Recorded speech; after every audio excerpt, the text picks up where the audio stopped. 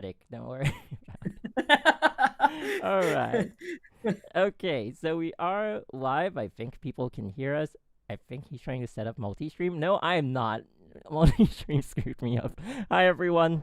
Okay, so I'm gonna switch. Hello. Hello. Okay, we have a guest today, and it is Fenrysk. So, um, I'm sure you guys can see him on stream. MG Actually, I started have the to look to wrong the. one. I have to I look to the knew it.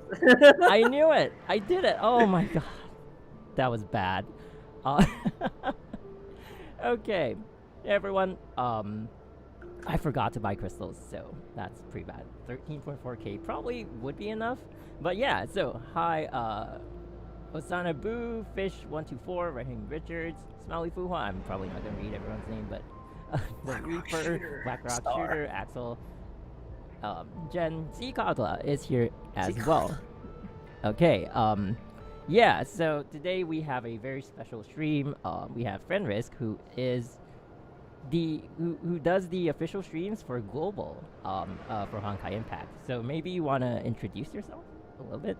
uh, I'm Fenrysk. I started streaming Honkai for probably a little bit over a year. Um, I play on the EU server. Oh, you are? I thought you were. Oh my Yeah. god, I thought you were in. So it's funny. It's so funny. I live in NA, right? Like I live in the US, and but at the time I was overseas on military duty, and I was concerned about latency when the game first came out on global. Ah. And it's so funny thinking about it, because like when the game isn't really that network intensive, so latency wouldn't matter that much in a lot of game modes. Yeah. But at the time I was overly concerned about, I don't want to lag while playing this game. And so I started on EU. Wow. Okay. that. Well, have you ever thought of like switching back to NA? Funny story about that. I started playing on the global server, because when I started on mobile, I used the Google Play login. I started playing on NA as an alt account, which was I've heard a lot of warnings about playing two accounts, because that's a easy recipe for burnout. Oh. Well, I do that. Yeah. Well, Yeah. yeah. I mean, yeah. I Yeah. maintain the NA account as a master's account, just to as an educational platform and as a test platform, because sometimes it's fun to just go back to masters and Yeah, it is. see like what kind of weird strats you can get away with. Yeah. Yeah, I do that with the Chinese account too. It's really fun. Yeah, so okay, let's see. Let me just get through this. So yeah, it's weird. And does the code you get go apply to like? Wait, does Global have like the same code like for NA and EU, or does NA have a code and EU have a code? NA and EU share the same codes. NA and EU share the same codes. Okay. Yeah, that's cool. Yeah, because like a lot of people come to my stream like when we have the official streams, and we see they'll of, ask for the global codes. Yeah, my code's not working. What's wrong with this? Oh, you're scamming me, and I'm like, dude, wrong server, man. But yeah. But yeah, it's really fun. I'll see that on Twitter too. I'll see that on Twitter pretty often. They'll be like, these codes aren't working. I'm like, MG already published the SCA codes. Check your discords. Yeah. Check your Armada wait, discords. You get the SCA viewers? Wow. Okay. Sometimes. Do you know Chiruri? Yeah. He is. Chiruri was actually one of the. Like, oh my god. Okay. Yeah. Jesus, that was. Yeah. Okay. He was. So Chiruri was from Australia, right? Yeah, he's in Australia, and he was actually one of the earliest SCA people who found my stream on Twitch. Oh, wow, that's interesting. And I remember a lot of last year when I was in Masters, and some of the story chapter extra stages, he would help record demos to help me out, because I'd be struggling. Oh, wow, that's nice. What was it? That one story chapter that had one of the EX stages. It was like one of the ones leading up to Hersher of Thunder. It was the one that had the 3 paths, and I remember the third EX stage for the physical path was insanely hard for me at the time, and Chiruri just went in there with like Knight Squire and was like, I'm just using Ryunosuke 3 set. And just easily clears it. I'm like, okay, I gotta make sure I do this, and that. And I don't remember the EX stages because like maybe my arsenal just makes it way too easy. That's not a flex, but it's true. Yeah, but he went into like the first tournament. It wasn't actually the first tournament, so they had another tournament before, but it was only for like the Chinese server because the Chinese server was like more than a year ahead of like most other servers, so it was the only existing server that could actually host a tournament.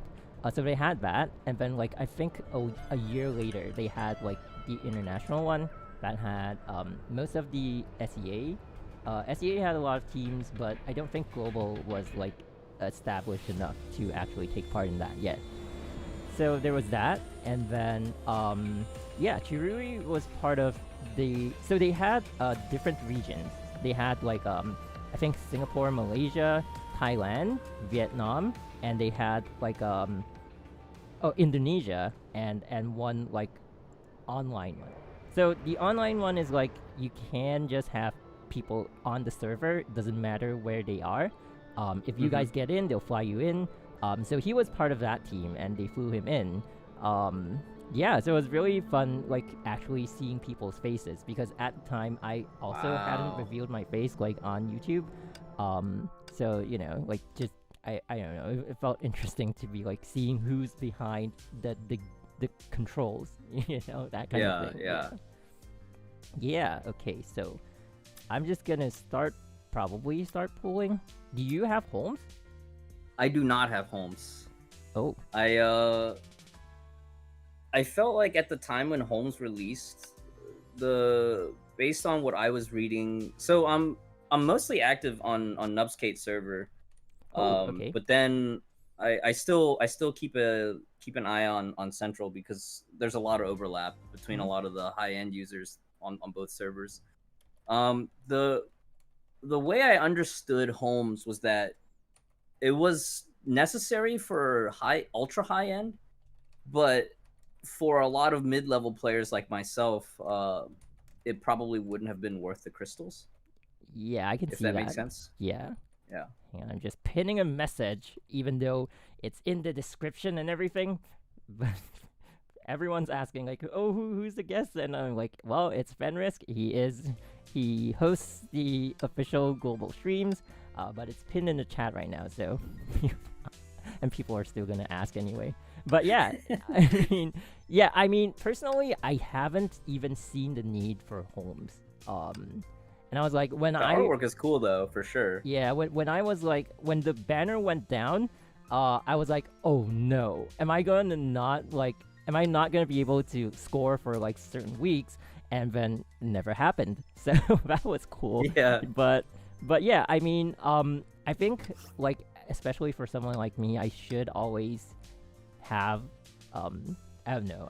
I don't know if it's a bad habit, but like I should at least have something that's as important as like a support set, because there might be that 1 in a million strat that you'll need it for and you don't have it. Yeah, you know, and it's like everyone's scoring and you're not, kind of a thing. Right. So well, that's I think it was reason. like the first type counter DXY was one of the first times that it actually was used, if I recall correctly. Yeah, because DXY takes additional damage from bleeding. I mean, when she's bleeding, right? Yeah, as you were saying. It was back in 4.5, right? Because the set released in 4.5. Yeah, right? But even then, I didn't think like there were a lot of alternative sets. Right. You don't seem to like. It's not like super necessary. Like if you're telling me I'm missing like Gustav, then it's bad. Yeah, or it's like, you know, I would probably recommend for you know, free to play or low budget players, like try to just get your full set of Shuijing first. You know. Yeah, that is like really important. Okay, wait, let me just read it because honestly, I have no idea what it does. I only know it's like if the enemy is bleeding, they take more damage, and that's it. because yeah, it's. Usually I like look around if it's like really useful, then I would pull without question, right? But if it's not, then I'll be like, okay, what else is there to pull? We'll get that first, and then maybe come back later. Like the Abyssal Flower is coming up, definitely gonna pull it. But like if it's not, Avogadro M is actually looking super useful too. Yeah. Do you? Yeah. But wait, is it good? It's gonna be in the same banner as the Abyssal Flower, so I think yeah. It's well, you'll probably just end up getting the full set, right? Yeah, I'm afraid of like getting too much of it. Sometimes it happens. Sometimes I mean we haven't even pulled Holmes right now, so maybe that's gonna happen. Oh my god! All right. Let's see. Okay, so host deals 18% bonus total damage. Host inflicted bleed lasts. That is a very weird number and a very weird stat. Host inflicted bleed lasts 36% longer. What? It's like, it's usually like, what, 4 seconds or something, and then like 36% longer is like point something seconds. It's such a weird stat. I've never, okay. All team members QTE deal 18% more total damage against bleeding enemies. And the last one is host deals damage to bleeding enemies. Wait, after a host deals bleed. Oh. So when a host is bleeding, you attack. I mean, when the enemy is bleeding. So the B piece being the important piece. I've noticed that trend a lot because I guess they're trying to like make competition for the Newt B slot, right? Oh yeah, that makes sense. Okay. And I think you can probably trace that trend all the way back to what 3.7 when Margrave was released, because like Margrave, Irene, even Turgenev, right, and Shuijing, all the trigger pieces for those sets is always on the B piece. No, I think Shuijing is not. It's T and M. M is the main part, I think. But yeah, really, yeah, we hardly ever for the. It was still in the Newton B era, and now we're okay. That makes sense. Yeah. Yeah, but yeah, I mean, it makes M is a lot the of last sense. one that I still Oh need. wait, really? Well, you can Yeah, I forge still it. need it. I always say it's F2P because you can forge it. So do more co-op. Yeah. So okay, Wait, no, Shui M is not craftable yet. is that? No, oh my God, am I it's out of not. touch? Oh, BP. My BP, plan right BP. now. BP it, right? Not yet. My plan though is 4.8 spending event. I'm gonna try to maybe snipe it from 4.8 from the shop. Oh yeah. Yeah, you can get it with BP though. I could get it now if I want to. I think, probably. Yeah. I have to buy this. I have to buy the purple one, get the yellow one, and then use the yellow one to buy it. Wow, that's a lot of currency exchange. Okay. All right, so we're about to begin, and let's see. Oh my God, I've never done this before. Like having someone on while we're pulling, and then you're gonna have latency because like you're watching it from the screen. It's gonna be weird if I'm like, oh my God, and you're like, wait, what? Before you pull, do you have any like gacha rituals? Because like I know one of my friends on Twitch, Sakurama, he'll play like specific music when he's pulling. Or... I don't. I used to just go in for the pulls. Yeah, I mean for Genshin I do, but like for Honkai I'm like, yeah, you know what? We can just go in. I did play another game called Crusader's Quest. It's like a 3D pixel puzzle action game kind of thing. I don't know how to explain it, but I did do like a kind of ritual with that game. Like they have free pulls, right? So I go do some free pulls. We used to have those, but not anymore. And then like I do some free pulls. I do a single pull, and then I'd be like, I tell my friends like, look, the next one is a 5-star. And when it actually is a 5-star, everyone's like, what the hell? And it's happened a few times. But like other than that, no. That's the only like, not anymore. Like especially in Honkai.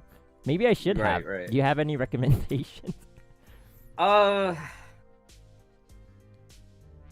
I don't have any that I could really recommend. I mean, for me, one of my Genshin friends has just disgusting luck, so he created a voice channel in his own Discord, and I'll just pop in there and go like full deafen, but that's about all I do nowadays. Okay. Wow. All right. Well, Maybe we'll come up with something. Let's just Do start. you sometimes do like you'll do a multi and then do singles to the next guarantee and then alternate that way? I've seen that done too. Yeah, if like because it's 10 pulls, right? So if it's anything Yeah. like 3 to the next guarantee, I would probably do like singles. Okay. Yeah, because like it's kind of like maybe anything from 5 to like 1, because like it doesn't make sense to like throw all 2008 when you actually You're can right. get it in like 1 or 2. All right, let's start with 10. I have a feeling I'm gonna get too many weapons. It's been happening a lot recently. Now, let me pull up my game so I can see what the off rates are. Get 3 in. It's probably gonna be 10 pull again. It's always like it used to be. I remember a time when I got it like on the 4th pull all the time. No idea why, but now it's like 10. Oh my god. First part. Any predictions? I hope you get Dark Star on this first multi. Ooh, that's I the hope one you I'm get hoping Dark to Star. not get first. Oh, you're not. You You're know not. what? Yeah, I get a lot of weapons. It's crazy. The last Okay. time I pulled, I got like 4 Crusher Bunny 19Cs. It's like, God. Wow. Yeah. I think it's gonna be a weapon though. Oh, it's Holmes M. Ooh, Is nice. it the least useful part? I think it is. Maybe. I think it is. I know a lot of M pieces just unfortunately Yeah. like they're like, oh well, this is the replaceable slot. It used to be B, yeah, like what you were saying earlier. Now it's not B anymore. It's M. Oh my god. Okay, well, at least we got that. There's no counter to. So one out of 4. That's It's not- not like not the a bad starting special point. kind of like. Oh my god, it's not the special kind of gacha. So I could get like 4 M's or 10 M's or oh my god, the PTSD is strong with this one. 3rd pull in, 4th pull in. God, 5th pull. Yeah. Whoops, did I skip that? Oh.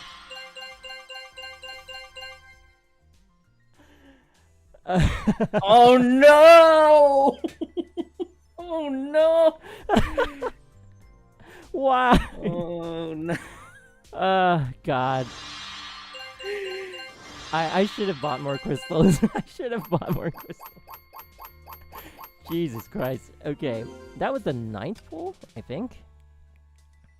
It looked like 8th because it looked like there Oh, was yeah. 2 more after you got it. Okay, I have enough single pulls to do that, but we ain't gonna do that. Come on, my favorite is getting like 2 in the same 10 pull. Man, that's awesome. Yes, that's a great feeling. Yeah, doesn't always happen. I mean, doesn't happen enough. Okay, 3, 4, 5. Wait, do you pull a lot? I mean, I've seen like your streams and all, but like I'm not. You seem to do like a lot of high level strats in the Memorial Arena as well. But like, are you like super well equipped or like Dark Star, nice. Okay. Oh, congrats! Whew. Oh wait, I would say. Wait, did you get a second one? I'm watching on the side, so it's you're catching lagging. up. You're lagging. I am lagging. Holmes B. Oh my god, that was awesome. So this is your 2-in-1 right here. Holy! I should have you on every stream. Every time I pull, I'm like, Fenrysk, you gotta be here, man. Oh my goodness. So the last time I pulled was on the Haxer Bunny supply. I don't top up that often. I did top up for the anniversary patch. But on the Haxer Bunny supply, Seraphim, who's one of the mods, and he actually used to do the official stream for Global for quite a bit. Oh, okay, yeah. He actually gifted me some money and also some luck for the B piece. He after he made the donation, he was like, "It's gonna be in the next 3 pulls," and it was on that 3rd pull. Wow. Wow, that's awesome. Well, I don't have super chat on because like I had it on for a while, and then people told me there was like some kind of error when they tried to do it. So I was like, you know what? I probably don't need it anyway. But yeah, it'd be nice if someone gave me a pull and it came out on the next pull. That's also one of the reasons I'm trying to switch over to Twitch, because Twitch is not giving me any problems because they're using PayPal, I think. I mean, you're the Twitch streamer, so I guess you'll know more than me. Well, I do my direct donations are run through Streamlabs, and I know like you could either do it through Streamlabs or Stream Elements, and that'll be through PayPal. Oh, okay. God, did you see what I got? Yeah. I feel like Ooh. I would use that, but I know your account is pretty stacked, so yeah, I have too many. that's of probably them. just rezos. All right, just straight up rezos for you. We don't have enough to do another 10 pull, but it's 9 pulls for the next guarantee, and I do have 9 tickets. Maybe it's a sign. Come on. Yeah. Okay. Let's go. So you're saying the last time you pulled was on Hacks or Bunnies? Actually, equipment? no. I did pull for Fushi Elf as well. Oh. And I did get lucky. I think it was 36 pulls for Fushi Elf. Wow. That is really lucky. Unfortunately, I don't have any skill mats or mind stones left, so like I can't even level the basic skills for it. Yeah, it's an issue. It's kind of just like it's just a paperweight right now, unfortunately. But she is one of the most useful elves, I would say. I guess aside from like Saloons. Saloons is like very utility because of like the freezing and stuff. Wow, she's like so awesome. I know Nova Rhyme on Central, the textbook answer from him would always have been to go for 2-star Saloon first because of the raw damage output. Oh, for me, I was definitely on that mindset, and it just happened that because the Fushi banner was up, I was like, I'll just do like a handful of multis and we'll just stop. We'll save for next patch. Oh, okay. And we just got lucky. Yeah, that was good. Yeah, you know Harvest, one of my mods. He's also like a mod. Yeah, Harvest Store. Yeah. Yeah, a mod for like the most of the Honkai stuff. Like I think the Discord and like the Facebook and everything. He maxed Fusi in, I think, under 100 pulls. Wow, that was crazy. So that's what, at least 4 cards, because it's he got it's more than that, right? In a single multi.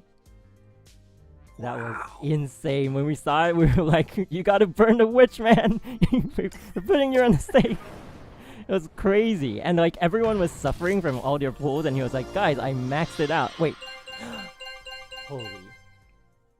Well, you're lagging, but you'll see it shortly. Alrighty. This was a single pull, right? Yeah, it was. Holy. Okay. Oh my goodness. Alright, awesome. So I need you total to damage be here report. when I pull for anything anymore. I only got around 40 pulls, right? Under 40? No. Wait. Just under. Wait. Oh yeah, because we got B. Was it B with Darkstar? I think so. Yeah, B with Darkstar. You had 1 M dupe. And 1 Seer and Ascendant B. So 49. 49. Wow, that's good. That's good. Yeah. All right. Could have been a lot worse. Yeah, it could have been. Maybe if you weren't here, I would have done like 100 pulls. Oh no. Yeah, but okay, we're gonna make it a rule. Every time we pull, we're gonna have at least 1 guest streamer. Yeah. It's like if I don't get good pulls, I'm blaming it on you. It's on you. Nah. Okay. Wait, now I'm rethinking it because like it'd be really bad if like one particular person got like the worst pull, then they'll be like, I'm never going on your stream again. Oh no. Oh my god. All right, we have to max it out. Who typically uses Holmes?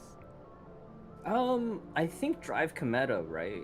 Oh. Most of the times that I've seen has been DK, but I could be wrong. It's been a while since I last reviewed a strat that used it. I have no idea. I mean, like I said before we pulled, like I haven't even seen the need for it. So look at that, all the Crusher Bunny. Chat is saying that CH also uses Holmes, which makes sense. Ah, I see. And yeah, I do remember that a lot of times people using Holmes in their teams are relying on Tesla for the bleed as well. Oh, okay. Alright, let me just get it equipped. I need one more. So, the last time I forgot to pull something was also for the Shattered Sword set. I didn't get... Which piece are you missing? B. Oh, the B piece. Yeah, I was like, I was like, okay, you know what? On the last day, I'll probably just go back in, and I totally forgot, and now I'm stuck without B, and I'm regretting it. But I think Is it? Huh? Are you starting to feel it a little bit? Like, was it a? I guess I don't know. I know people are starting to shifting towards using HS for support now, especially what was it, the most recent SK type counter SK with FT, right? Yeah. That's probably the most felt instance in recent memory. Yeah, and like when she's support, I think the B part is like one of the most important, if not the most important. And my mindset going in, like why I could like put it so far back in my brain and like forget about it, even though like I know it's so important, was that my thinking was like, okay, you know what, I have T and M, I could probably put Newton B there, and I was like, I'm so wrong.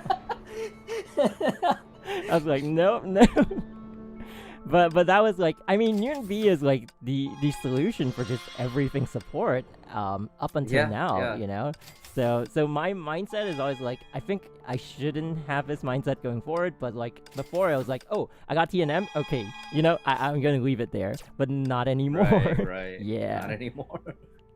Because it's especially like, wait, what does B do? It's like nowadays they kind of combo hit 25% crit damage for the whole team on combo attack. Whoa, that is huge. Yeah. I can't believe I forgot that. Does it? Yeah, it's pretty nice. Holy, for 15 seconds? Oh. Yeah, it lasts long. It lasts long. God. Yeah, I mean, it used to be, like, I used to always be like, you know what, I have 8 Newton Bs. I could miss a B part, but not anymore. Wait, do I have 8? 2 for 6, 8, yeah. Okay, I gotta catch up with chat. Apparently you're reading chat more than I am.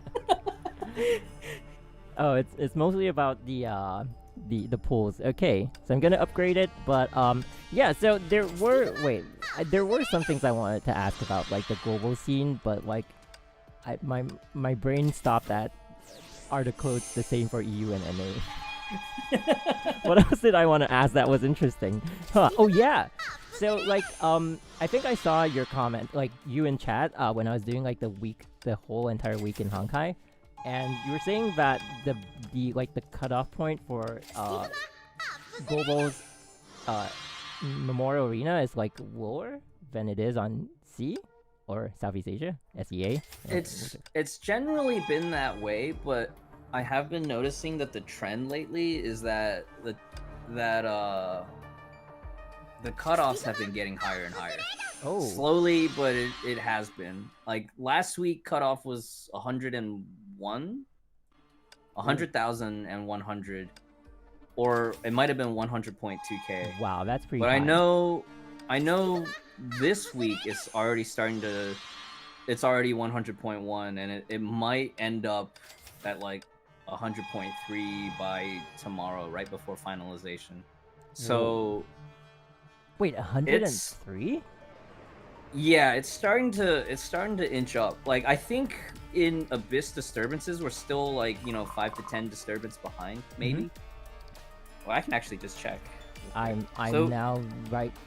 Well, yeah. See, for you guys are way higher. So like, you guys are the cutoff is super high for SCA, right? And so global is not at that high for cutoff yet, but so you still see like 99s. Sometimes we still see 9. Yeah, it really depends on the bosses. I just guess this week and last week have been higher than before. I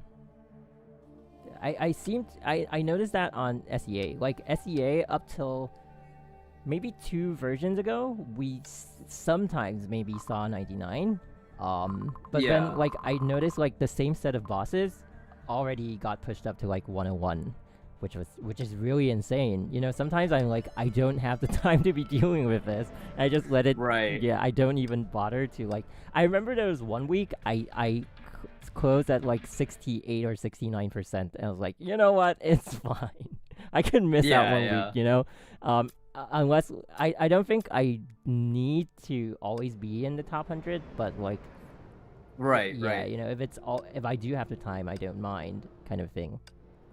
That's actually brings up a really good point. Like, what is the healthy point when you stop balding for that extra second, extra 2-3 seconds? You know. Yeah, I Mhm. talk about Hello. Oh, whoops. Alrighty. Uh, and are you back on? No, you're not. did my camera Yeah, just your camera just died. I'm gonna have to. give me 1 second? Oh, I'm on the wrong server. Wait, am I? Yeah, I'm on the wrong I server. think my Discord just disconnected. Okay. I'm back. Oh, All whew. right. Cool. Yeah. So, what is the healthy point in like?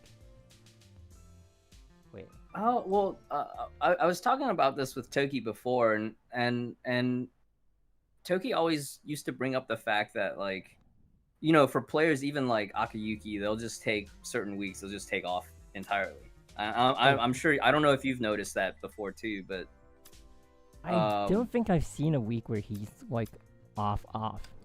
Has he? Wait, is he still number one? Yeah. he's probably still number one. Yeah. I mean, I think it's down to how much time you have. Because Yeah, for yeah. me, it's like if I've noticed, like, if the boss, like, sometimes if the boss is like really easy, I get like a close to cap score on like the first 3 attempts, maybe. I happen to have the time, so I can push for that 1 extra second. But Yeah, sometimes yeah. if it's a boss that requires you to maybe push for like an hour, and I really don't have the time, I think it's what happened to that 1 week where I was like, you know what, 60%. It wasn't because like I couldn't score, but it was like I didn't even do the last attempt. I was like, you just get the 50 crystals and that's it. Yeah, yeah, it makes sense.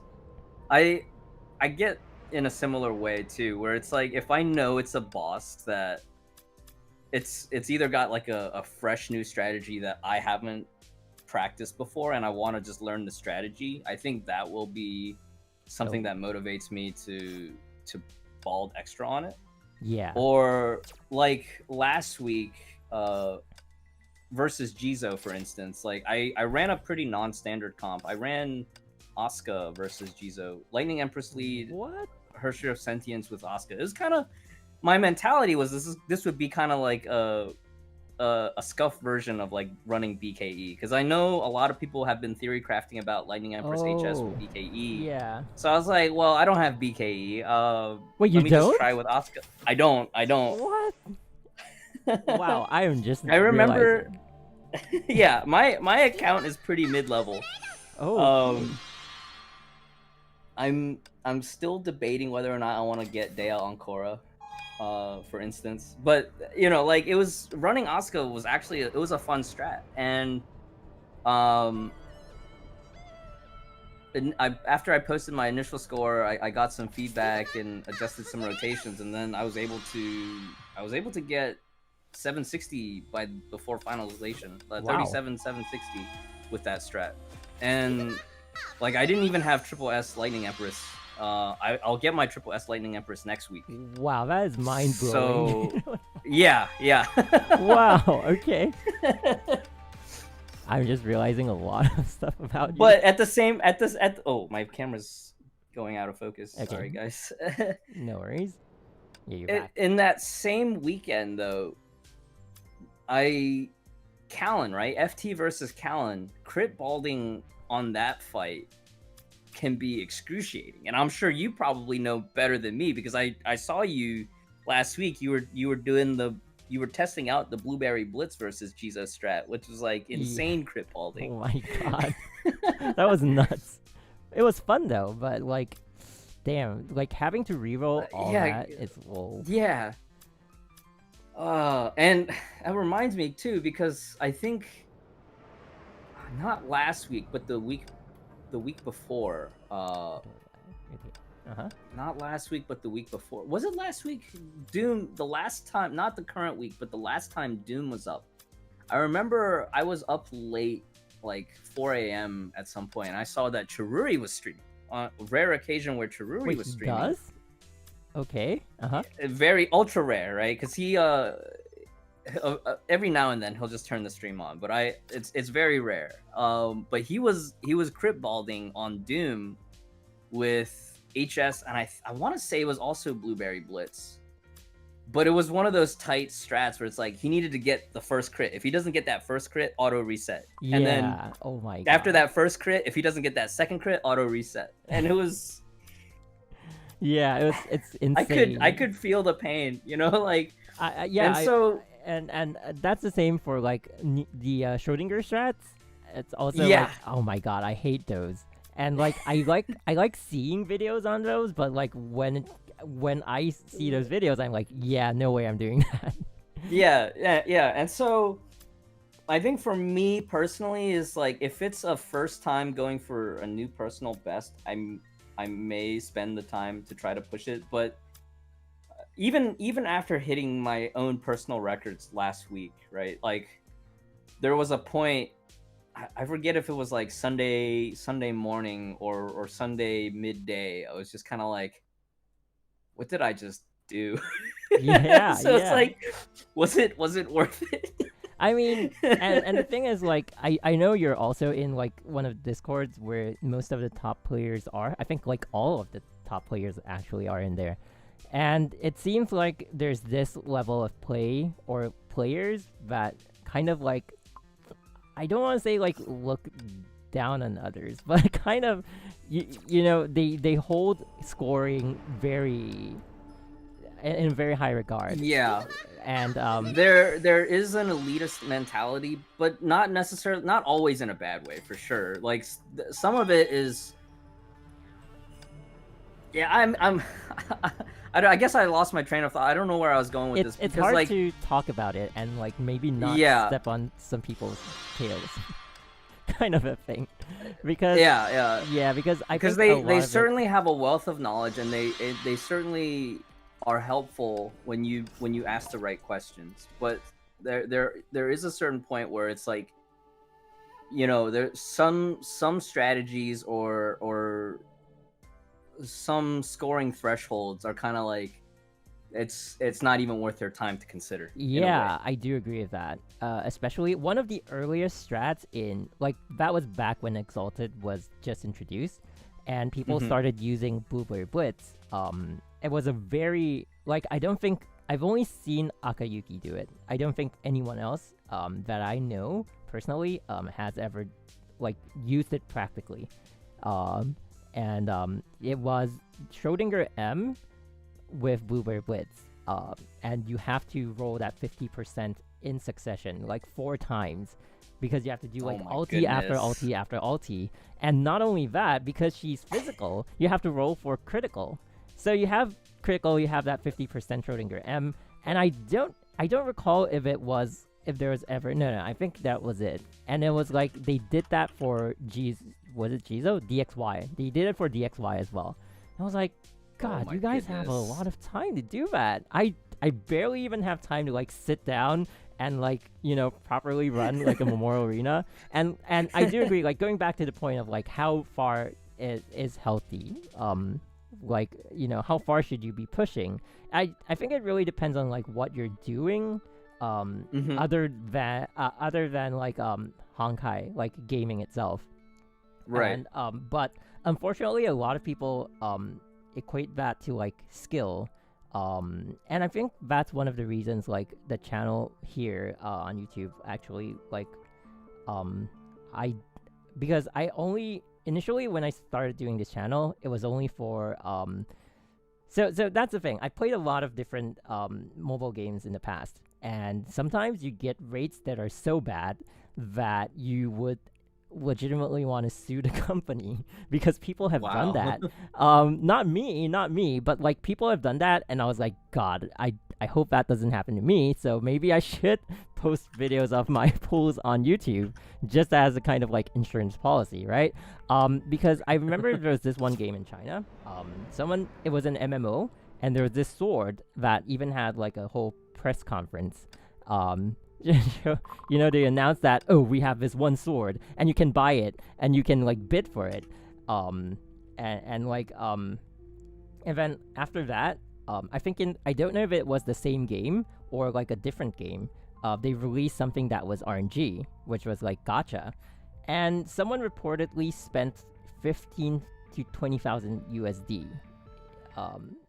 Like an equivalent, because it's in China, right? But equivalent to 15 to 20,000, and the item didn't drop, and he sued the company because he was like, look, statistically speaking, it shouldn't make that much money, right? And so because of that, coming back into like, because I played certain mobile games, I stopped playing mobile games for a while, and then I came back, and I was like, okay, because of that, maybe if I'm gonna start playing again, I should just have somewhere that is publicly, like a publicly accessible proof that I pulled this, and I didn't get it statistically, so I have some kind of a I don't know. That was it's like some kind of insurance, basically. Yeah, basically that. It's like, hey, everyone, look at this, you're cheating me, kind of thing. So that was like how I like started like doing stuff. It was basically just that, and then later on, I felt like it was very important to be, given that like I pull what I pull and like the way I built my account, I was like, okay, maybe I can play. Wait, I need to check if my controller is actually working. Jesus, it's not. Okay, like maybe I can play like a top player does, but I also want to relate. Oh, your mic cut out. Oh. Hello? Hang on. Yeah, I can hear you now. Okay, so like maybe I can play like at the top level of play, but also I want to be able to relate it to like the general like casual population. And also, and also touch on things like, you probably, even if you do have, I think that was one of the things moving forward. Like, even if you do have an arsenal like mine, you're not obligated to score. I could be like top 5% and still be happy. Right. But there's always this mindset of like, oh, you're privileged. You can pull for this. You should be scoring X amount of points. Yeah, I feel that pressure too, and that's one of the things that like sometimes in those discords I'll joke about like, oh, I want to wail on this, that, and the other, and they'll be like, yeah, but if you get this and that, then you'll have no excuse when you don't score. Yeah, right. And I feel like it's healthy in the way of like self-improvement, but it's also unhealthy because like maybe people would like stress over something that they shouldn't even be worried about, So right, because at the end of the day, we play this game just to have fun. Yeah, right. And like I feel like people have different goals within the game too, because like some players they'll wail for stuff because they enjoy collecting, right? And I'm sure you felt. I'm definitely one of that. Yeah, I mean with the costumes you can already tell I have every single costume. It's crazy. But yeah, so like you're saying, like for collection only, I feel like I'm very much one of those kind of players. Like I'm good with some other games. Oh, by the way, like you also play a lot of other games I saw on your Twitch, so maybe we can touch on that later. But I used to play a lot of different action games, and Devil May Cry 4, specifically 4, was one of them that I was actually good at. So yeah, I mean like back then. I enjoy watching the speed runs for those every time like GDQ is on. Oh yeah, I love watching GDQ. But yeah, I don't think a lot of people knew that about me, but like back when they had like internet rankings, and it wasn't like very common back with like PS3 and everything. But like I was in like some of the internet like rankings, and like I think like you could score like in Bloody Palace, I think. Haven't played it in a long while, but like your score. It's kind of like running the Memorial Arena or the Abyss, but Devil May Cry version, right? And like I did make it into some of those rankings. I played a lot, so I did have like the confidence to be like, oh, I could probably play top tier in like a mobile game. How hard could it be? So yeah. How hard could it be? so it was like part of that gave me a confidence to be like, I could probably bridge the elite side of the game with like the casual side of the game and be like, even though I can play at that level, it's not it's not disgraceful to not get those kind of scores. And I feel like publicly it's been well received. Like people have been like, yeah, you know, at least for what I see in my community, it's like I don't get and that was one of the things I was kind of concerned about. Like, would I get very heavy criticism if I were like scoring badly on stream or not putting out videos on like top tier strats and things like that? And I feel like most people have gone into that mindset that, you know, it's okay. It's just a game for fun. Maybe you can play it at a top level if you're interested, but you know, you don't have to. I feel like it's really healthy to always have that kind of mindset, especially for people who like, okay, because like, and I think like one of the reasons we got on this topic is also because a lot of people, they like to push the blame on like, they don't want to, like, if they can't score, they always want to blame, oh, this guy has better equipment than me, rather than this guy's more skilled than I am. Right. Yeah. So it's so. I mean, I don't know how we got into this topic, but it's a really it's a really interesting topic to be talking about because there's like so many levels to like mobile gaming because not everyone it's not like a console game where it's like it's so everyone gets the same thing. But it's also where the fun is because like not everyone has the same account. You know, everyone is at a different level of play, and it's not like because for games like Final Fantasy and everything, which I do enjoy as well, you eventually get to a point where everyone has done the exact same thing with the exact same arsenal, and it's you know, and so I feel like that's where mobile games are very interesting. But also at the same time, like back to what we were talking about, like maybe because there's a difference in like different players being at different levels, there becomes like this expectation. So we've spoken for like probably half an hour and not not come to the conclusion of like what's healthy. I think what's healthy is like what you have time for. If you have 10 minutes, I think if you have 10 minutes in a day to score and you don't get that score even though you have like triple S everything and like everything to the max affixes and stuff like that, it's as long as you know you are happy, that should be good. But what's not healthy is when you procrastinate other real life responsibilities to keep pushing score. Yeah, that is bad. That is bad. That is bad. I am proud to say that has not happened to me before. Even if it has, I will not admit it. But it hasn't. Yeah, I know people who have done that. You know, I have this friend, I think I mentioned it on stream before. I have this friend who used to play Brave Frontier, which is a mobile game I used to also play. He had this alarm every 3 hours because it had this arena, and each orb would refresh every 1 hour. So you get 3 orbs maximum. And so, like, each orb is 1 attempt. So you go in, you pit your team against another team. His alarms so that he could always be competing in that. And I was like, do you, like, even through the night, do you wake up every 3 hours just to do that? And they're like, yeah. It's like, what the hell? Wow. That is insane. I don't think, like, so it's really, like, everyone plays games differently. And, you know, So that's also one of the reasons, like, I wanted to have, like, a podcast-ish. And the reason why we're still playing and pulling stuff is because this is the first time we're doing this, so I don't know, like, how like, entertaining we can be by just talking about the game. I feel like for me, personally, being in it, it's entertaining enough, but like, for a viewer experience, I don't know, like, what we have to be doing. So, you know, that's why we're also pulling and playing while we're talking.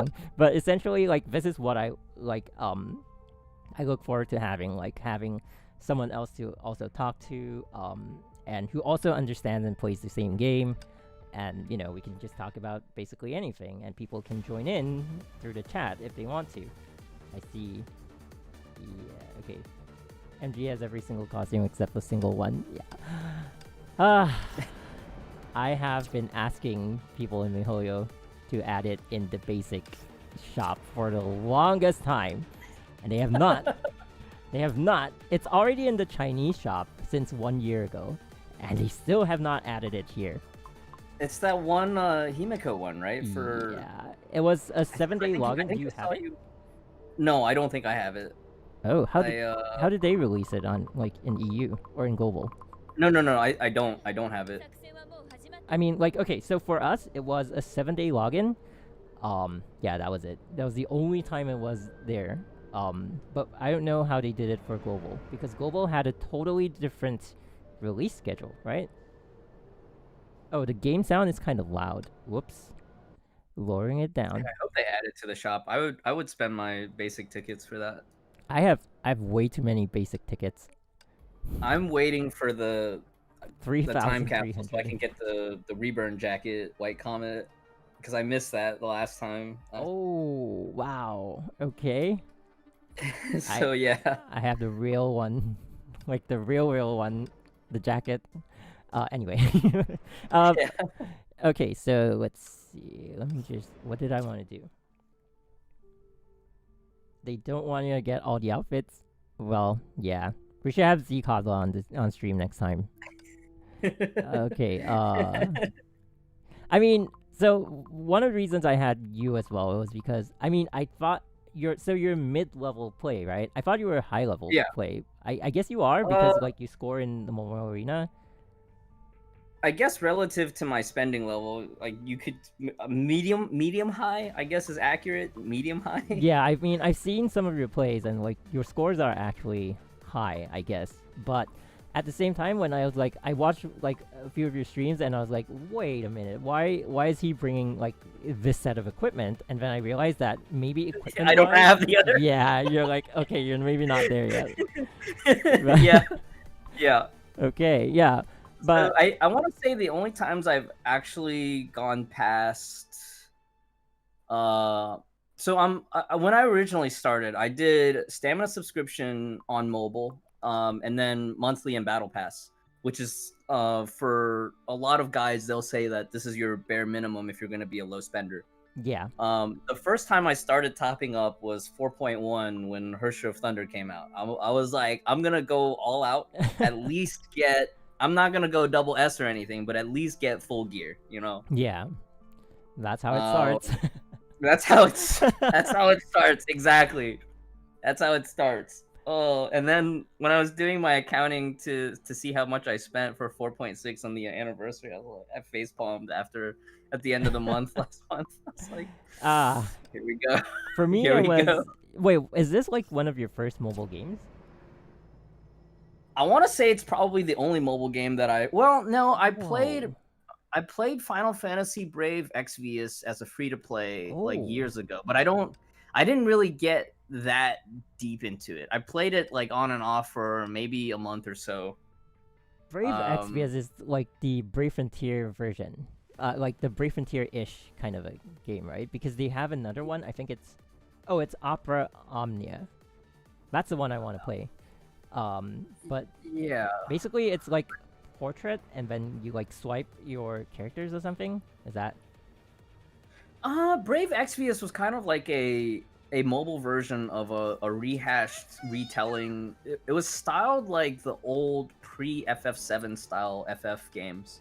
Like it had pixel graphics, turn-based RPG style combat. Yeah, I think it is like Brave Frontier, but reskinned kind of thing. That was what people were saying. Yeah. Okay, yeah. So that was your first one. That was my first one, but I never spent in it. And then, but this was the first one that I actually started spending in. Yeah, that's the thing about Gacha, right? It's like once you open the floodgates, it's like it never stops. Oh my god! And it's funny. It's interesting. Like, because like for me when I started, I was like, well, the justification was like, if I only spend for stamina subscription, and if I only do battle pass and monthly card, it's analogous, not 1-to-1, but it's analogous to an MMO subscription. And I noticed, okay. When I started the game, it was right around global launch. I saw an ad on an anime streaming platform, and they were, because MiHoYo was running a lot of ads at the time because they wanted to get the game out. for the global audience. And so like I gave it a try. I played it for like about a week, and then I put it down because that I was overseas at the time, and I also picked up Final Fantasy Tactics on Android. Oh, So I was just kind of like I was reliving that nostalgia playing through Final Fantasy Tactics. So I didn't play.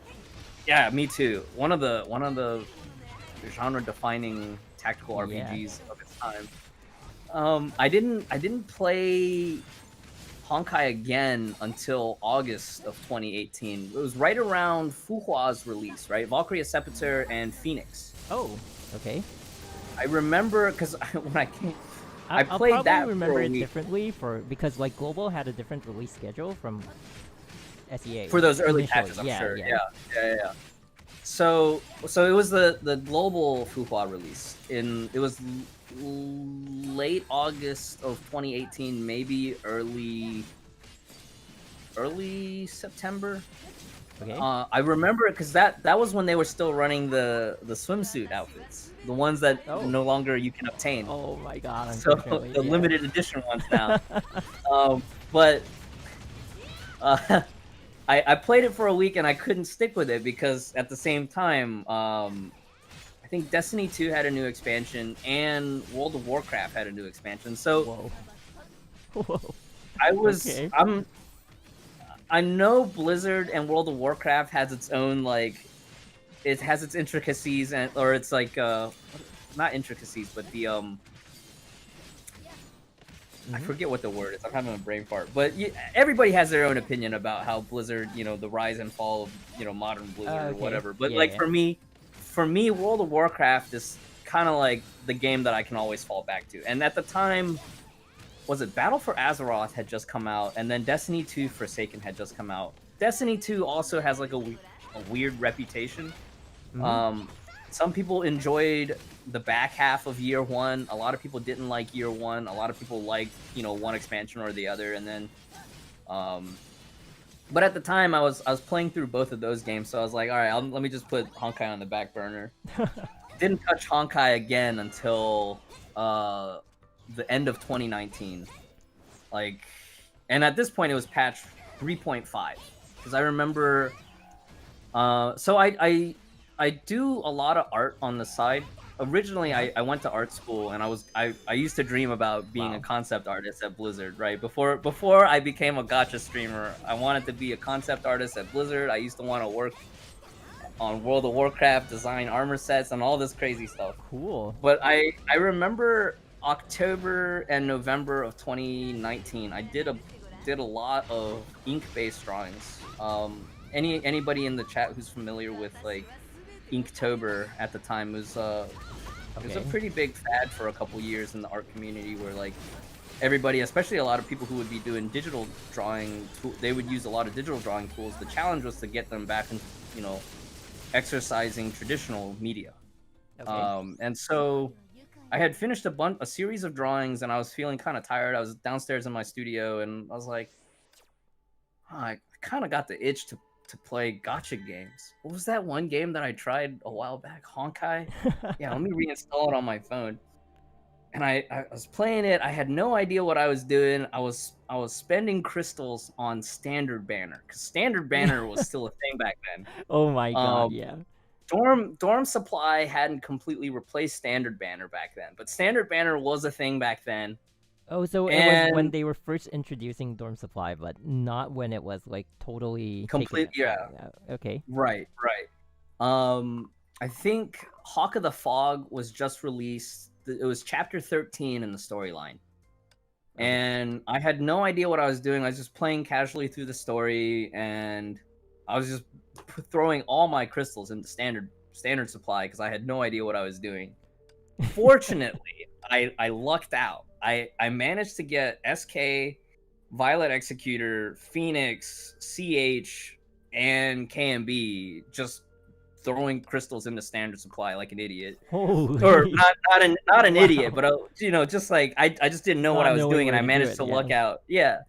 And so, around that time I was like, just unga bungaing through the game. I managed to get decently okay, but then I finally hit a wall in Abyss and I was like, all right, I guess this is the point where I actually have to learn how to play the game. Oh, I thought you were gonna say. I guess this is the point. I have to spend more. No. Okay. I actually hadn't spent anything at that point. I was just strictly free to play at that point still. Oh, wow. Okay. And I want to say maybe I was around level 50-ish, but I finally got to the point where maybe it was like right when I got into elites bracket, maybe right after I got into level 60, I started feeling a little bit of the difficulty curve, and I'm like, all right, I might need to start learning the game now. Oh, okay. Yeah. And one of the earlier discords that I found, I don't know if you remember Max, but he had a Discord that was linked to from the Honkai Reddit. And so I was asking a lot of questions on that Discord for a while. And then yeah, probably not the best place to be asking questions. It was an interesting time. It was definitely an interesting time because there are certain people that were there that gave advice, and most of the general advice had been good. Oh, that's interesting. Okay. Well, Altorax was there at the time, so okay. I guess most of the high level useful stuff I learned from him. And eventually Max decided he just didn't want to deal with managing a Discord, or there was some other underlying drama that I'm not aware of. But he nuked the Discord, and I ended up in Nubskate's Discord. And that was probably early 2020 at that point. But I remember very vividly, like, I got to a point at the end of 2019 where I was like, well, my phone is getting old and I don't have enough. I can't afford to buy a new phone at the time. Or I didn't want to spend the money on a new phone at the time. So I was like, all right, spend it. Yeah. I said, okay, well, let me try emulator, because emulator, I can just use my PC to play the game, and it was okay. Obviously, playing on emulation has its own issues because it's not native, and my experience with emulators has always been that there are points where no matter how good your computer is, the FPS will still drop because it's emulating. Yeah. It's emulating a different OS and all that. But I remember that at that time, everybody was super excited because that was right around the patch 3.6 was going to have the PC client, the native PC client. Oh, okay. And I remember just like, as soon as I was able to play with the controller, like, it felt pretty good. It felt really good. Yeah. Wait, but even with emulator, we play with controller. Didn't you? I did not, because the emulator that I was using, the mapping with controller didn't feel that good, so I just played keyboard, which was fine for at the time, because it wasn't like I wasn't doing a lot of the high level stuff. And I know there's a lot of players that do amazing with mouse and keyboard, mostly keyboard. But I know them, but I'm not. Yeah. Every time he posts, because I remember Akayuki telling me that he used to play StarCraft, and Anaya used to play StarCraft too. I don't know if you've ever interacted with Anaya. I used to play StarCraft. You used to play StarCraft. So I only played Wings of Liberty. Wings of Liberty, yeah. That was my favorite one too. I kind of fell off after Wings of Liberty as well. Yeah. I think it was a time before, going off on a tangent, but like I think it was a time before they had introduced Masters, so I got I got to Platinum was still the highest, or Diamond might have been the highest. I got to Diamond, and I was like, yeah, I'm done with this game. Yeah, it was really funny because like I remember like Void Rays.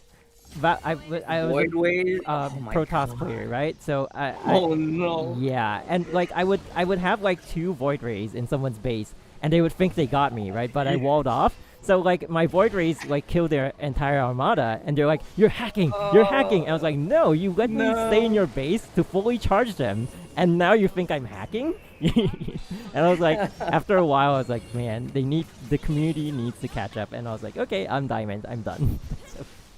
So, did you used to watch like Day 9 or any of those? No, so it was back in I think like back then I never used to like go online and like look for stuff in a game. Like I was totally like single player, but I made a lot of friends because like if someone owned me real bad, I'd go DM the person. I was like, I watched their replay. And I was like DM them. I'm like, hey, can you teach me this? Because like I've never seen someone build so fast.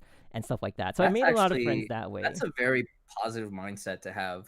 Yeah, and sometimes it's like I was really prepared for people to be like really negative and be like, you suck, that's why you lost to me. But most of them were actually like very nice, and they're like, oh, I learned this way, that way, and then we play custom games. So it helped me grow a lot. So I didn't really need to like That's go good. watch. Yeah, I didn't really need to like watch other people play, because like whoever I met was also a better teacher, because they were that much more ahead of me, instead of like the gap being like so much more. Because like when you watch videos, it's always like top tier play. You hardly ever have like anything in between. So right. yeah, and we're talking about Honkai move to StarCraft. But yeah, that was my pretty much like my gaming experience back then. But so anyway, so you were saying like we were talking about like emulator, not and you were like not playing on controller, and like people are actually good with keyboard. I'm bad with keyboard, like in terms of like bad with keyboard. Right after the PC launch, I pretty much just hard switched to controller right away. But it's interesting because when I play Genshin, like I'll mouse and keyboard all day. Oh, because I noticed yesterday on your Genshin stream you controller as well. Yeah, always. I cannot play Genshin on controller, and part of it is because like initially they didn't let you rebind controller mapping for a little bit. So at that point I was already used to the keyboard setup. So I was like, I'll just stick with keyboard, and I'm still using the default settings. Yeah. But it's really funny because like initially I played in closed beta 2 for Genshin. Oh, okay, so I had to get used to it because like there was really no other option. I mean, there was keyboard, but like I don't know. I feel like so this also ties back into like emulator, the difference between like controller on emulator and on the actual PC version. One thing I like really just got on my nerves with like emulator is that they didn't have like 360 degrees for the analog stick. So it was like you had to map. Yeah, it's map like the the stick, and it was like octo directional or something like that. It's like only those 8 different. Yes. It's not a big issue, but like I don't like the lack of freedom of like not being able to turn that exact degree of like rotation you want to do, right? So yeah, so it kind of like it's something that I didn't like about like emulator, and I think that's the reason I don't use keyboard, because keyboard is like WASD, and you only have like those. It's back to that, and I'm like, no, never, never again. Yeah.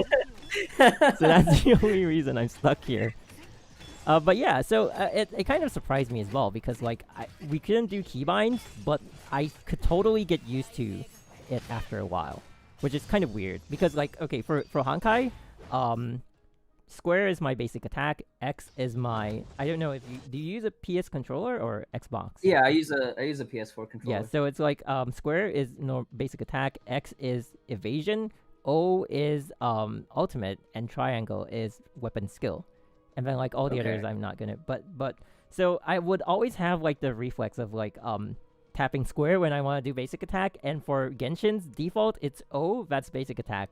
And I was like, oh no, why am I not attacking, So after a while my brain kind of like is able to load the different so like, and then now I'm so used to it, then that when they release keybinds, I didn't even bother, because like I didn't need it anymore. That makes sense. Yeah. But yeah, so back then, when you got back into Honkai, and then like you started using emulator, but did you play on emulator for a really long time, or were you playing on your phone more back then?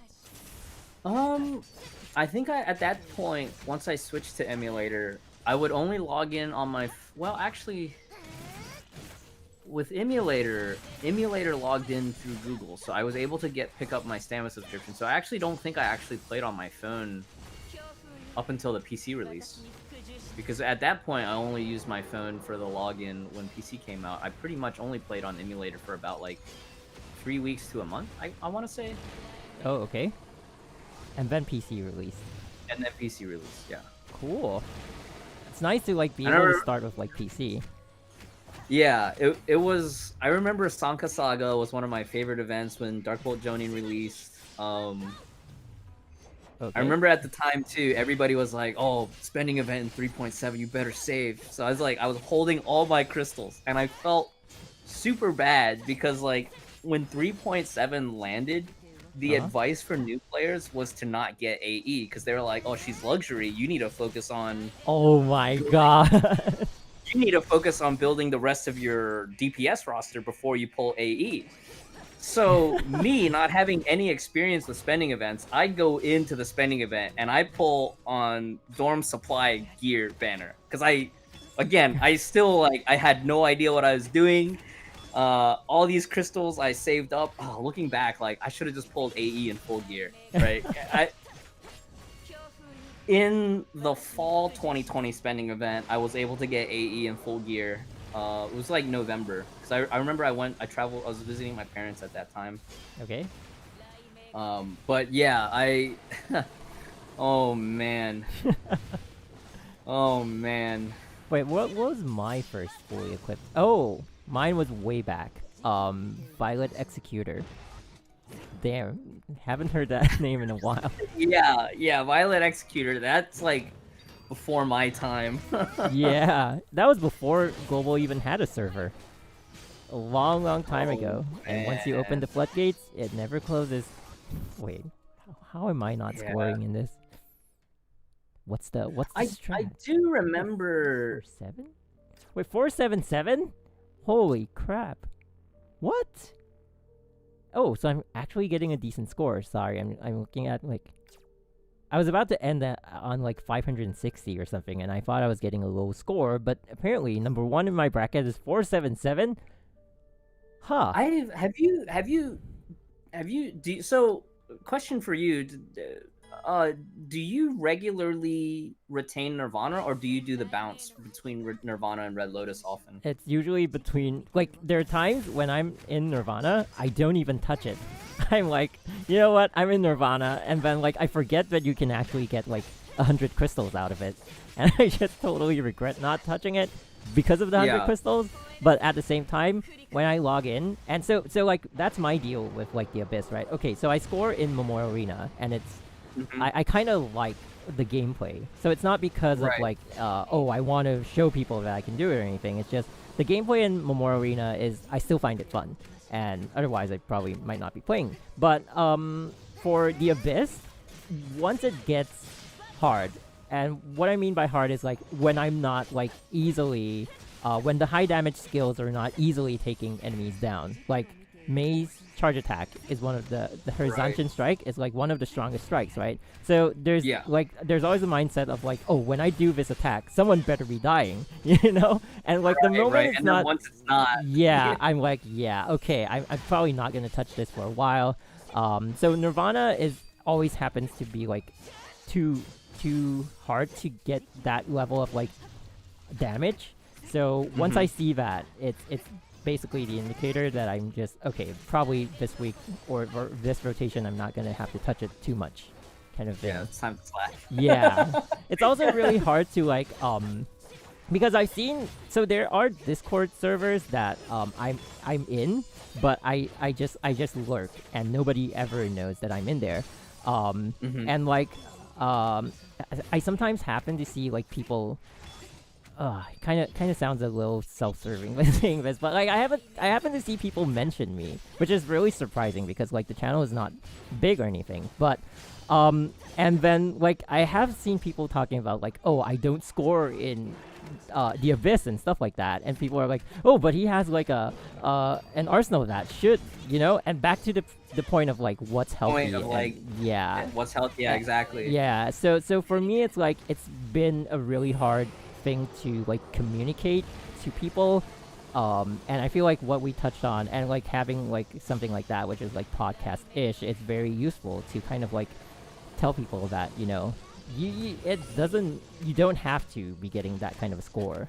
So for me, that's the mindset I have, which is why I always say, like, I'm half casual, despite, like, pulling and stuff like that. It doesn't mean, like, I'm, like, in top tier play, especially because of the Abyss. Yeah. So that's my mindset coming in. I completely get that. What about you? I feel like are you always, like, in Nirvana? No, I'm not always in Nirvana. I'm finally getting to the point where my account is Red Lotus is too easy and then Nirvana is too hard. I finally got established enough where I'm in that in-between spot. I've gotten really lucky in my Red Lotus brackets. I want to say the last 4 Red Lotus cycles where majority of the players were actually players promoting up from Agony 3. Whoa, So okay. they're still adjusting to the difficulty curve That's of like Red Lotus. super easy. People don't score when they're in that stage of like gameplay. Yeah, and it is a reasonable difficulty curve to have to adjust to. Cause like I'm sure you still remember maybe like earlier on in your time playing Honkai where you know the first time you encounter like the disturbance spiking up and you're just like, my Valkyries are doing no damage. Yeah. Oh my god, what a nightmare. Yeah, exactly. It's like, wait, did I come in without equipment? No, I'm fully equipped. Oh my god, what's happening? One of my cadets that recently graduated is for the first time experiencing that in Masters, and it's like, yeah, you know, welcome to the beginning of Endgame. Yeah. Yeah, there was like before when we didn't have like breakthrough. I think you were still playing back then. There was this thing about like don't after or right before. Oh, okay. So there was always this thing about like don't get past level 70 kind of a thing. Yeah, okay, yeah, because that like makes sense. your Memorial Arena will push you to Masters at the time, and like it's way harder than like what's before Masters. I don't know. Elite. Yeah. So it's like way harder than Elite, and Elite is not the double boss; it's the triple boss. It's like the sweet spot that every player wants to stay in. So there was that. So I can't imagine. So you know, I can also imagine like the players you're meeting that are like they're probably not going to be able to score, and it's not because of a lack of trying, kind of thing. Yeah. But yeah, so that's where you are all the time. Do you ever like have you retained in Nirvana before? Only once. Wow. I've only retained once in Nirvana. It was the end of 2020. It was like one of the last weeks of patch. Was it patch 4.4? It was Husk. Nihilious Husk was the cycle. Lightning Up Husk. And I played Dark Bolt Jonin. And I retained in 5th position. Wow. Okay. It was 364 disturbance, but I think at the time, because of the health pools or something, it was actually harder compared to modern 364 disturbance. Oh. Yeah. And I remember feeling very like I remember trying extra hard because I felt like the gear gap was actually less drastic. Okay. Just because like Dark Bolt Jonin's farmable, all her main gear is craftable. And as far as support gear went, like the only thing I didn't have was maybe the Bella Elf and maybe some gene limiters. That was about it. Whoa, okay. So I felt like I was on close enough of footing to be able to compete. So I went for it. I remember, so I went for it. And I remember at the end of 2020, I had 2 goals for myself. One was to maybe retain, one was to get to Nirvana. Okay. I think it was, I forget, it was either get to Nirvana or retain Nirvana. So one was either to get to Nirvana, and then the other one was like maybe 2% in Memorial Arena. Because up to that point, I hadn't even broken 2% yet. Wow, okay. I want to say like I didn't start consistently getting 2% in MA until patch 4.5. Oh, but that was like... Oh, that was not long ago. Yeah. Yeah, so... That's not bad. I mean, so like, if you're mid-level player with your arsenal, then that's actually pretty good. Yeah. Also, I have no idea what I'm doing right now, but carry on. Oh my god.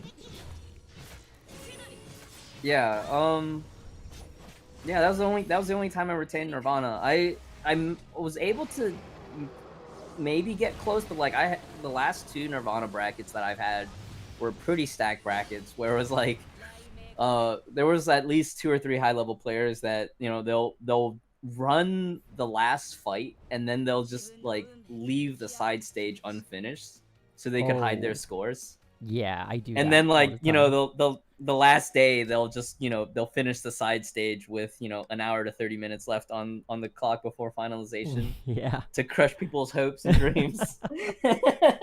Oh God, that's what I always do. Yeah, because I mean, obviously, I'm supposed to be like back to. I mean, like with my arsenal, I very clearly have the ability to stay in Nirvana. So I kind of feel bad for like having my like right now, right? Oh, hang on.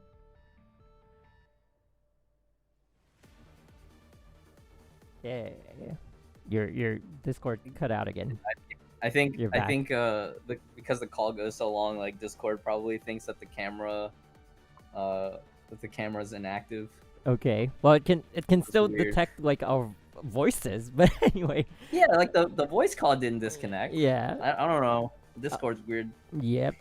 Yeah, welcome back. Anyway, so yeah, because like my arsenal, like obviously from here you can see like double S, Thunder, which is not, and then like 4-star Bella, and like even with my support, obviously people in my bracket have like 2-star Celine's LG. Oh my god, like I kind of feel bad having my account like up there, and people are like, "Damn it, this is the kind of person I have to compete with." So I'm like, no, I'm not gonna show myself until like, but yeah, but this time with Durandal being the boss, I guess I do have to push because I only got like 504. Obviously, I think I can get way higher, but you know, if people are not gonna push, I'm not gonna push. That's the kind of player Makes I am. sense. Yeah, that makes sense. I think the most recent one with Rhymestar, I again, majority players were agony players promoting in. I saw at least one MA top 100 EU player who was also in the same bracket, and he came in second after me on the Abyss bracket. Whoa! But there were 3 Dea on, and we were both using Hersher of Sentience because I'm guessing he doesn't have Dea Ancora either. The 3 Dea Ancora players were just straight up chilling, and that's perfectly fine for them because I'm sure 2 of them weren't fully geared, but I know the one that was fully geared, I think he came in 3rd. Oh, but like obviously they didn't feel the pressure to push hard either because relative to the overall Red Lotus scoring,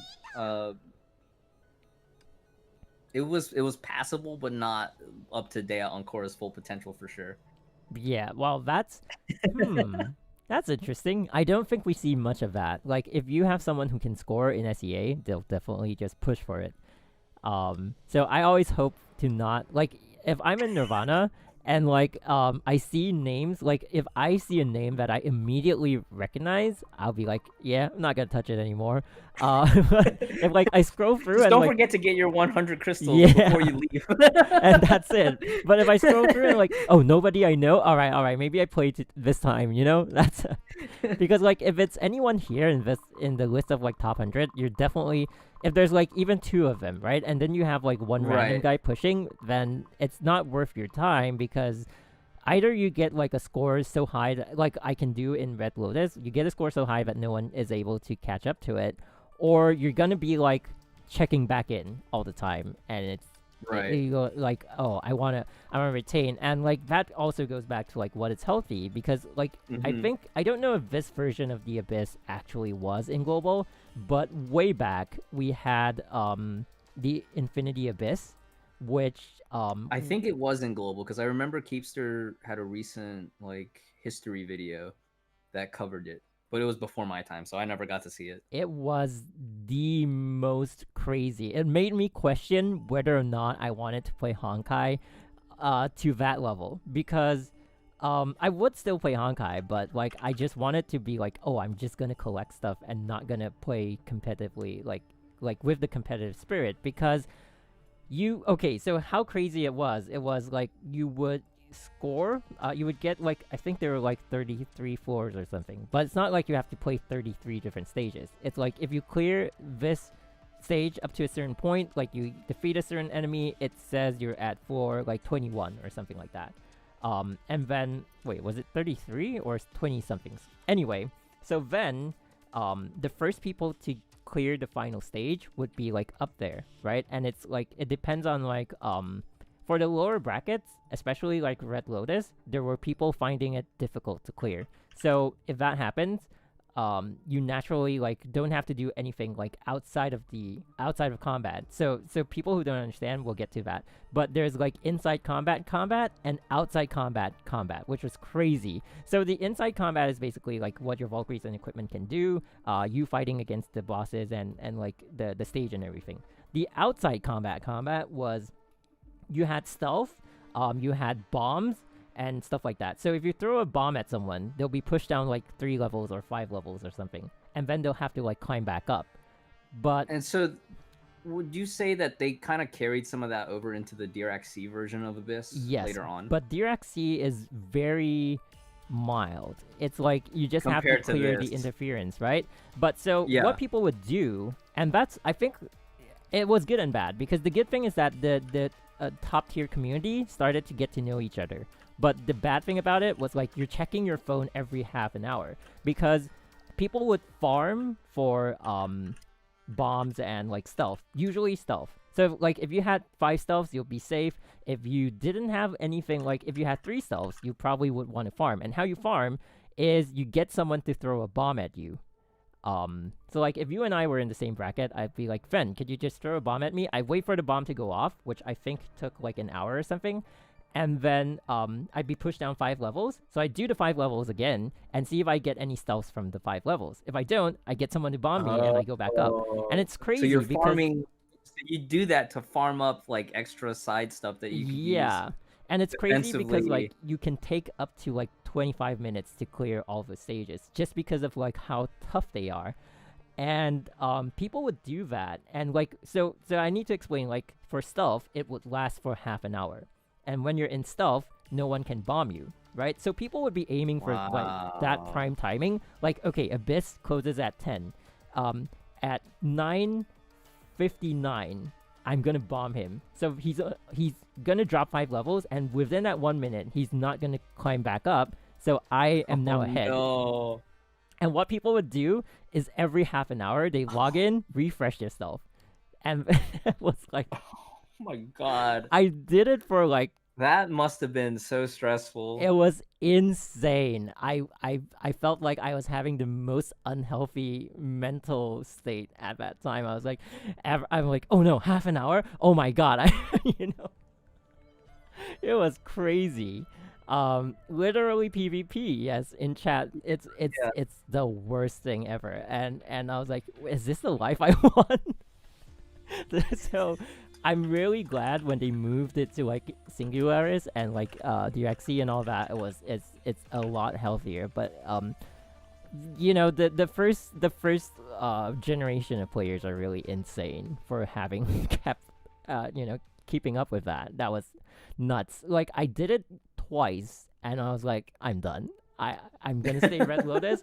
I think it's the reason why I'm always Red Lotus, because that set the bar for me. I was like, you know what? I'm always Red Lotus in this game. Yeah. Like even now, even though I can push higher, I'm just like, nah. I'm good.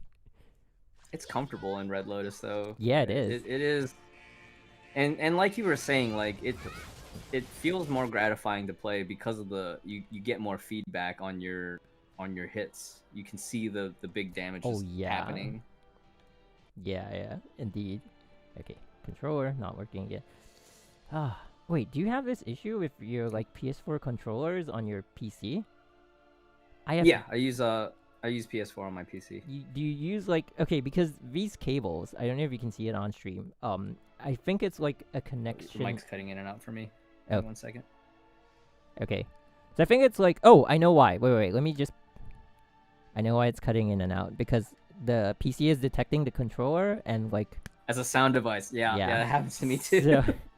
But anyway, so I've bought like 4 different cables already. I think I mentioned it on stream yesterday, because like I use it for like maybe a few months and then it stops detecting I have to like because of the input really that one jack is like comes loose, right? Yeah, and I have to like I dropped my play this controller way. recently and I noticed that happened too. Oh my god, that is so bad. Like, I bought an entirely new controller. I have 2, from a PS4, one of the R1 buttons is not working. The other square button is not working. I'm like, okay, I could either try to get used to playing with one less button, or I can buy a new one. And I bought a new one, but then now it's just a cable issue. I have no idea why. So like now it's not working. Now it's working, right? And then like I shift the cable a bit, and there it is. It's not working again. Oh, so annoying. I have no idea how to fix this. Oh god. Okay. Anyway, so yeah, we're back to like the Infinity Abyss. I don't know if you can hear me because I'm trying to connect the I can hear you for now. Okay. Let me just have the audio open on the stream so I can super glue the cable. I need to buy one that's made with gold. I think like Razer makes their USBs with gold so that it doesn't have these kinds of issues. It's crazy. Okay, this is bad. Join keyboard gang.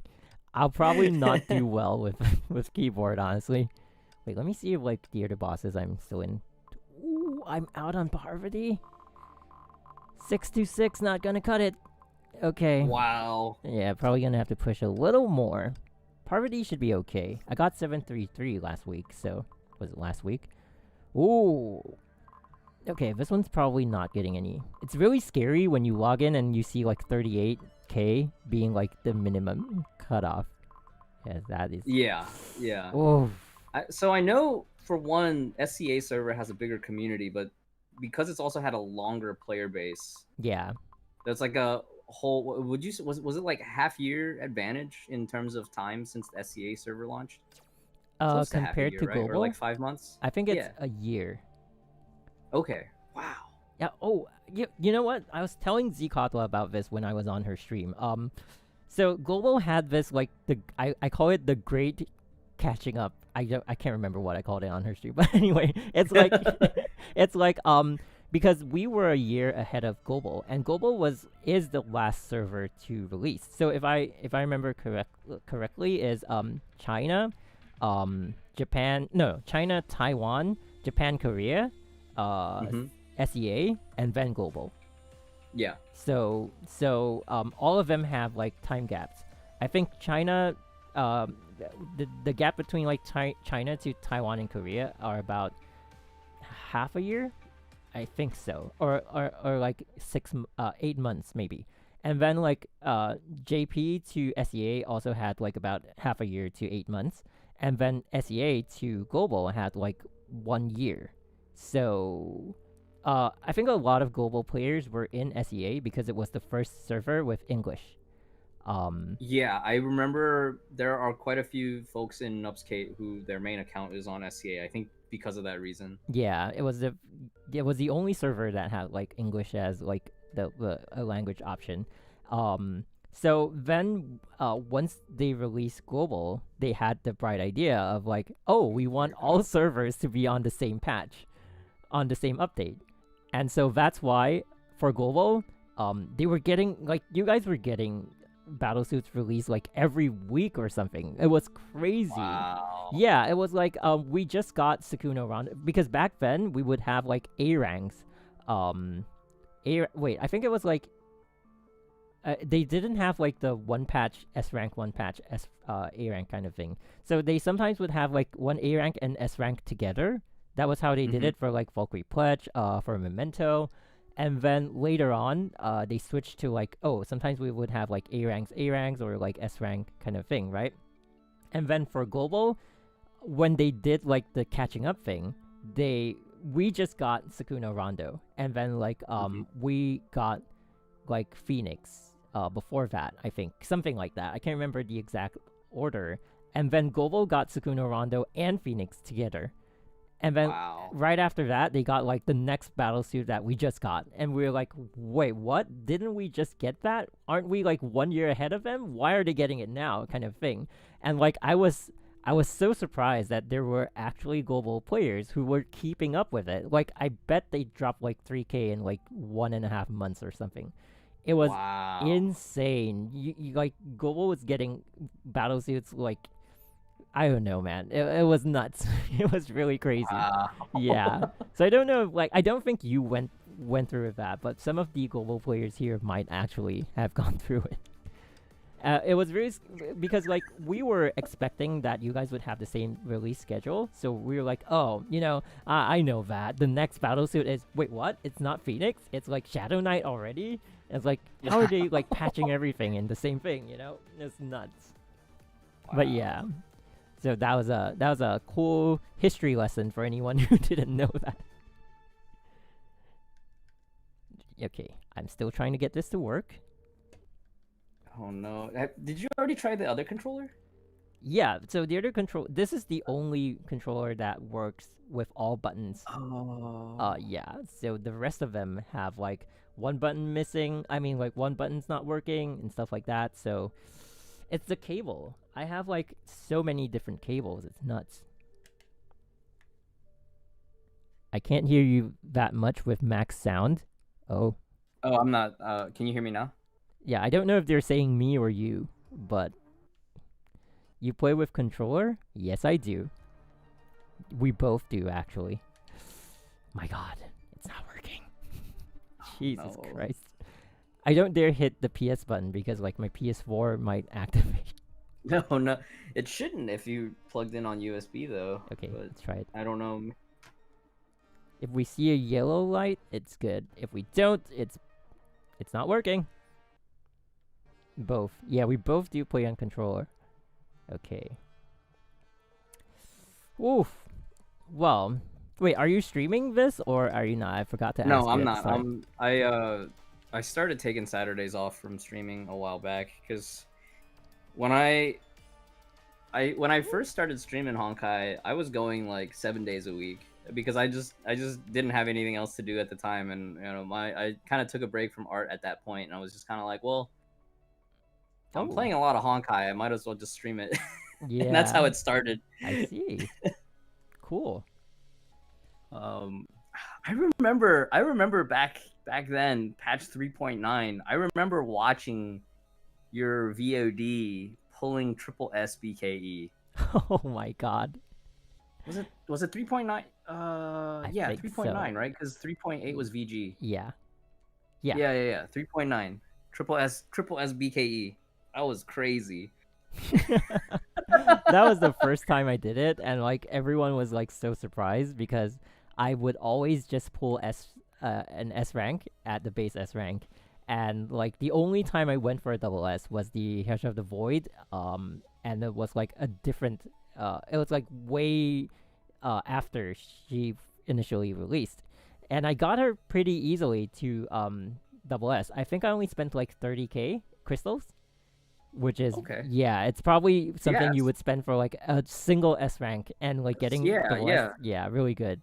So nobody really good. Yeah, she was good for a really long time. So like I feel like there's a lot and it's really nice that you mention it because like there's a lot of reasons I pulled her as my first triple S. One of them was because people knew that going into the hang on, my dog wants to go out. Hang on.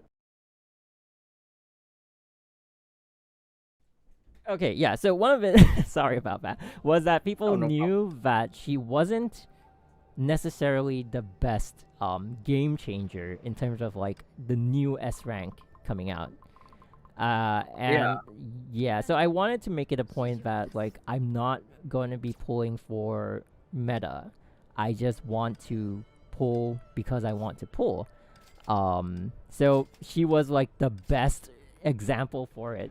And also with the paired with the fact that I really like Durandal as a story character, and I had been waiting for her release for the longest time, so it was like the perfect time to do it. And everyone in the community was like memeing like on Discord, like they always make fun of me. They're like, he's not gonna go through with it. She's like with every beta video that came out, everyone was like, yeah, she's not gonna get buffed. She's not good and that kind of thing. And they're like, yeah, he's not gonna go through with it because like one of the reasons I wanted to do it was because I said like how bad can she be in the game if she's the strongest Valkyrie in the story? you know. And with like every Right. video is like worse and worse than people expected. And I was like, yeah, but it's better for me to prove the point that I'm not pulling because I'm pressured to pull for something. I pull because I want to, and I like the character, and that's what I do. Um, and I think that's like one of the things that the channel stands for. Like, Yeah. like I do a lot of pulls, but you don't have to. And I don't want to be like a lot of people who like have bigger channels also don't really want the title or to be called influencers, and I don't want that as well because I'm not here to tell you what to pull or to influence you by pulling. Yeah, it's really nice that you bring it up because like that was primarily the message for it. It's like just do whatever you want with it. It's your own money, and you don't even have to. You don't pull for power, because like everyone's getting it, and then like I need to do it so that I'm strong. And I think that's a very bad way to be playing mobile games. It's like they value themselves so much with what they have in the game. I see a lot of players do that, and like I don't share that mentality. And so yeah, Triple S BK really stood for that up until now, where the Abyssal Flower is coming out. Oh my god, power spike. Oh man, yeah. That reminds me. I'm still. I want to get Dea Encore apart at some point, but I don't know if I can afford the crystals to do so on the current banner. Oh wait, do you have like any of her equipment at all? I have Shakespeare Drift T. I got it on an off rate during 4.6. Cool. But that's about it. Oh, well, if you have her weapon, then I think you'll do fine. Yeah. Because like the thing that wedding about outfit was so good. Yeah. Oh my goodness. The thing about like Durandal is like she doesn't have a lot of alternatives because she's a fairly new Valkyrie. So I feel like a lot of people, especially new players, are gonna face the problem of like equipping her is really hard. Yeah. I know that there was a lot of divided opinions in the community regarding Dea Encore's release. A lot of different factors playing into it. I don't know if how much of that you've seen as far as divided opinions go. I know like in some circles, like advice for new players as far as low spenders is to skip Durandal, but I've also seen like Gnet, one of the longest standing F2P players who scores pretty consistently high in Europe. They're pure F2P, and they rolled and they geared Dea Encore over the course of 2 separate expansion banners. Got really good mileage out of using Dea Encore that way. Yeah, she basically is the strongest fire DPS right now. So Ravish, for instance, in the chat, they're asking should they pull for DA or HOR? They have DA weapon and Welt B. Ooh. My instinct would be to recommend HOR because that's like a safe, wide coverage Valkyrie. Mine too, especially like with the equipment being more easily available as well. Because Key of Reason is in Battle Pass right now, and you can skip Welt by crafting Ana. Yep. I'm still using Welt because I still haven't gotten around to farming Ana all the way.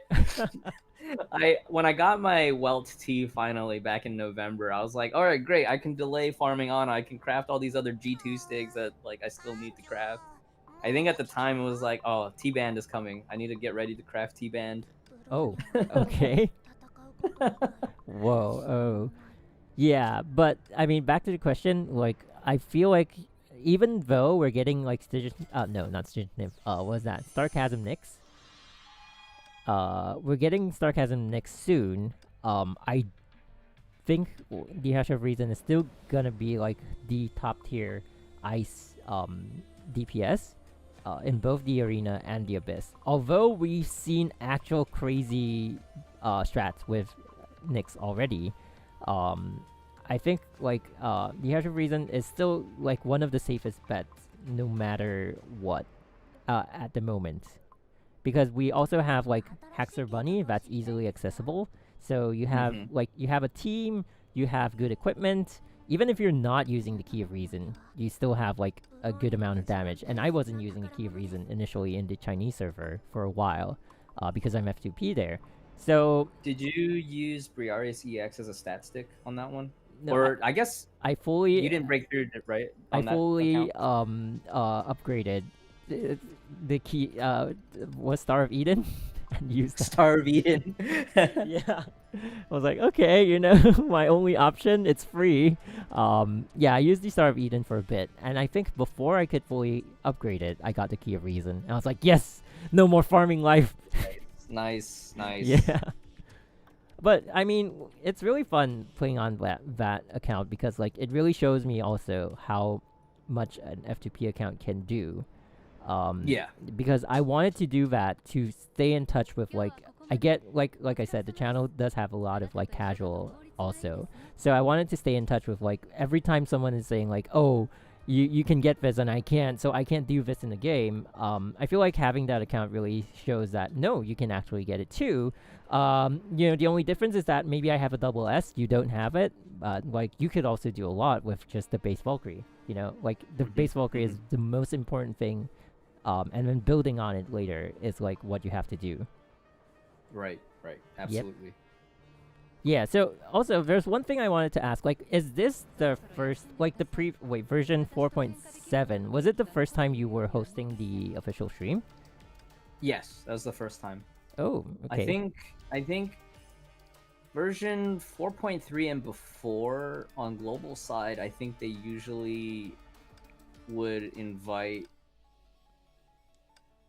another streamer who had a bigger fan base in a different game, but they still played Honkai on the side.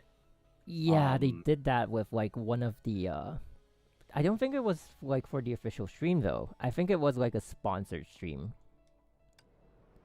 There was this one person who played some other game. I can't remember what. But it didn't really get the greatest feedback. Because like he didn't seem to know about Honkai.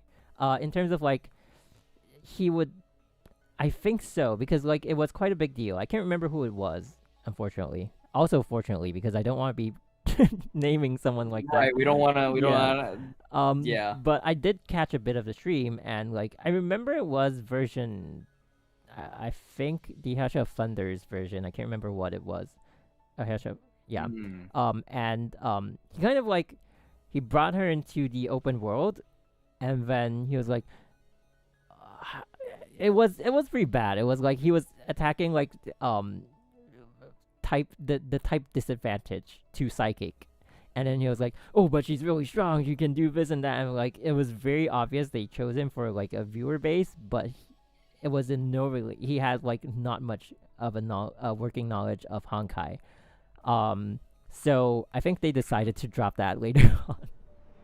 Yeah, because I remember from 4.4 onward, Seraphim would be the one that did the official streams. And when they approached me for 4.7, my first gut reaction was like, did you guys already check with Seraphim? Like, is he okay with this? Because I don't want to step on it. I don't want to step on his toes. Because I respect Seraphim a lot. He's definitely in a higher spending tier, and he's very similar to you in the sense that like he doesn't care if he doesn't hit cap score in MA or Abyss. Like he plays until where he's comfortable stopping, and he'll stop even if other people in Discord are memeing on him. One of his mods is a high level player, and the mod Meftal will also like occasionally nudge Seraphim to try a little bit harder, like, hey, here's the rep. Okay. But there's like it's friendly banter in that sense. But yeah, Seraphim's a great guy, and he plays pretty high end. He's also very much like he's kind of collector, but he only collects what he likes. So I guess he's not all the way collector. Cause like I remember one of the recent streams that he did.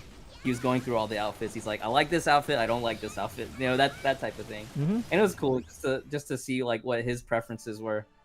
I get the feeling in 4.8 he might go for triple SAE because he's a big Fuhua fan. Whoa. And I don't know if you've seen from the test footage or if you've gotten a chance to see it on your Chinese server, but like the AE is getting DPS buffs, but it's all in the higher ranks. Ah, okay. Yeah. So when I was playtesting 4.8, I just realistically a lot of players probably won't even get to see that, so I didn't bother ranking up AE on the test server. But I know Selefim, he's in a position to do that. He might go for it because I did see some footage of some crazy strats using DPS AE. Whoa, okay. So you feel like they're choosing the official streamers more on like skill level right now? I know that because Selefim also is in the capacity of like official Discord mod. I think he was Oh. kind of like Oh, he's like, he was kind of like Okay. yeah. So I think he was in a good position of bridging that gap, right? With having enough game knowledge to communicate about the beta and demo the stuff. And so like having received his blessing, then I was I did the 4.7 stream. 4.7 was actually the first time that they invited me to actually do the CN beta too, because before I would only do like the regular global beta. Oh, so you were already like doing the English beta, and then later on they picked you out of that. Was kind of how they Yeah, did it, right? Okay, yeah.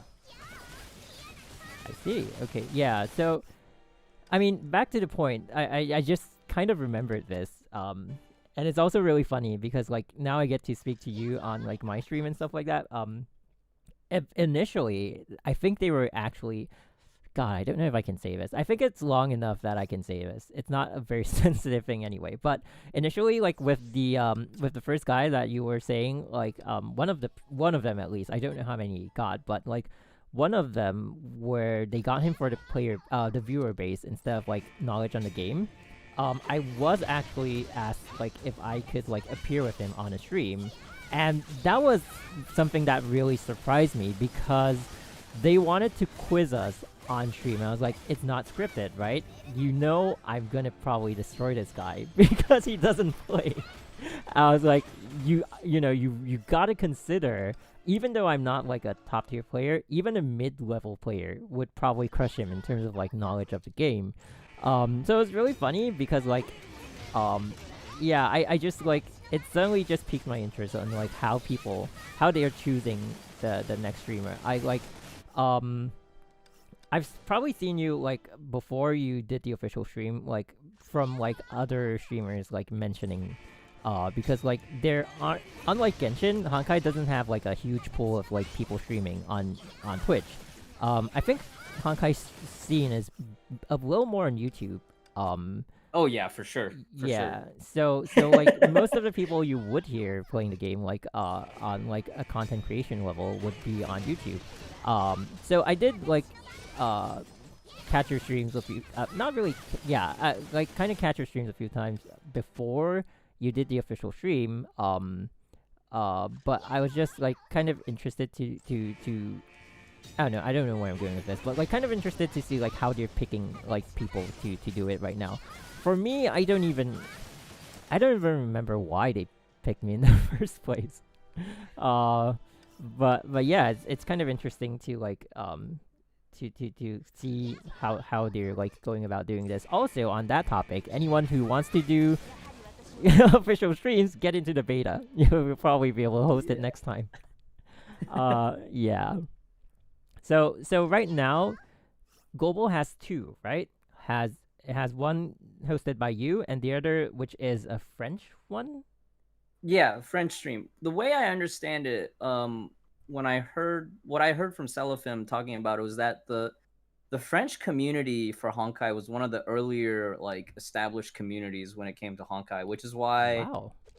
they have their own dedicated language stream. Whoa. That's But cool. it's interesting. Like I would love, and I haven't mentioned this to the community managers, but it would be cool if they did for global start, what is the word? Scouting for other language content creators, because I think there's actually like a pretty sizable base of like Brazilian players and Spanish-speaking countries. I think Spanish-speaking countries would be well served as well. Cool. But Okay. we'll put we'll just put that as a bookmark for later. That's more for the community managers to consider. But I think that would be something worth for them to consider. Yeah. Oh, that's interesting. Oh my god, I'm switching on the wrong time all the time. Okay, I probably can't do this right now. But yeah, so now that you mention, I did get a lot of like Spanish, comments on my early videos, and I would like, yeah, it's really weird, and I would always like have to run it through Google Translate, and it'd always be really funny. I don't know if it's because it's lost in translation or like the Spanish community is just filled with funny people. But yeah, it's just something I recall now that you mentioned that they actually have like one of the bigger communities as well. Okay. I'm just cleaning up right now. I don't know what else I can do. I probably can only do that later. I mean ooh. So have you this week when you played through your you didn't stream Honkai this week, right? Was the 7-day Honkai stream, was that just a thing that you did last week? Yeah, it was. I just wanted to why did I want to do that? Oh, recruiting version 4.8. You guys go join us. Yeah, make sure you guys sign up for beta. Yeah. So you get to preview the new bounty system. Yeah. But the weekend Honkai, I just wanted to do it because I think I always get like I felt like it was a way to answer a lot of people's questions on like what should I be getting? What should I be pulling for? Like how should I play this and that? And like just covering 1 week, you would get through like 2 abysses and like 3 different bosses, and like it's very encouraging to see people actually drop comments saying that it helped me a little bit or helped me a lot because I wanted to put it together in a video, but it's very hard to put stuff like gameplay, like meta stuff. I think Kiwi does it really well on some level. You can't really do it. You can't do it like there's no perfect way to do it. There's always going to be a lot of different opinions. Yeah. And people are always going to criticize you for. Yeah. So people are always going to criticize you for like this. He didn't cover this, or he didn't cover this that way, or that Valkyrie is better than what he said. It to be. But then it's like there's so many different contexts that have to be considered too, right? Because like I don't know if you've ever looked into the help channel on official Discord, but you'll have a lot of people asking very generic questions without giving context. Oh my god, I get that a lot. So I open my DMs. Yeah.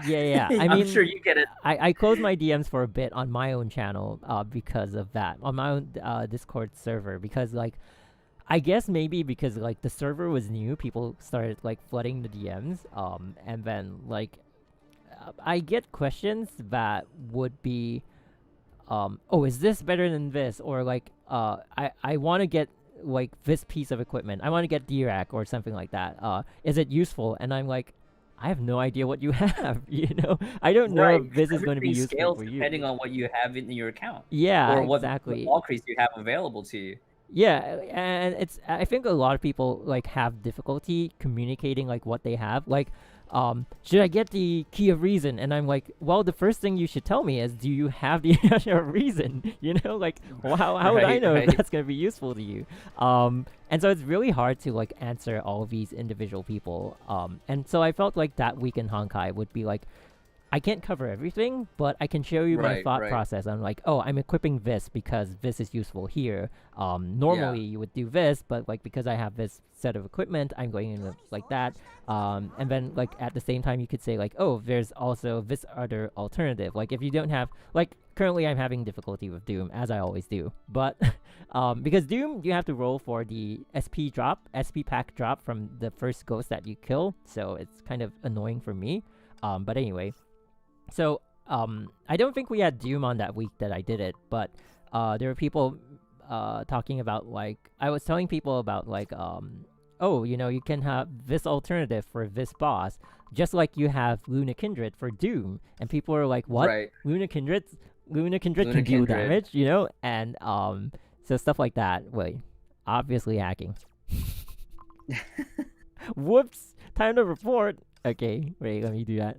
But yeah, so it's those little things that you want to kind of like bring to people's attention because um, it's ooh, yeah, okay. Yeah, because I saw a question in chat earlier where they were asking about like how you were using your KMB, and I was like, well, yeah, because KMB you can use as DPS if you have triple S because you have the evasions already baked into the skill set. Yeah. But if you didn't, like for me, like I don't have triple S KMB yet, Ooh. so that forces me to change. I can use the same comp, but it forces me to change up my entire strategy and gearing plan, etc.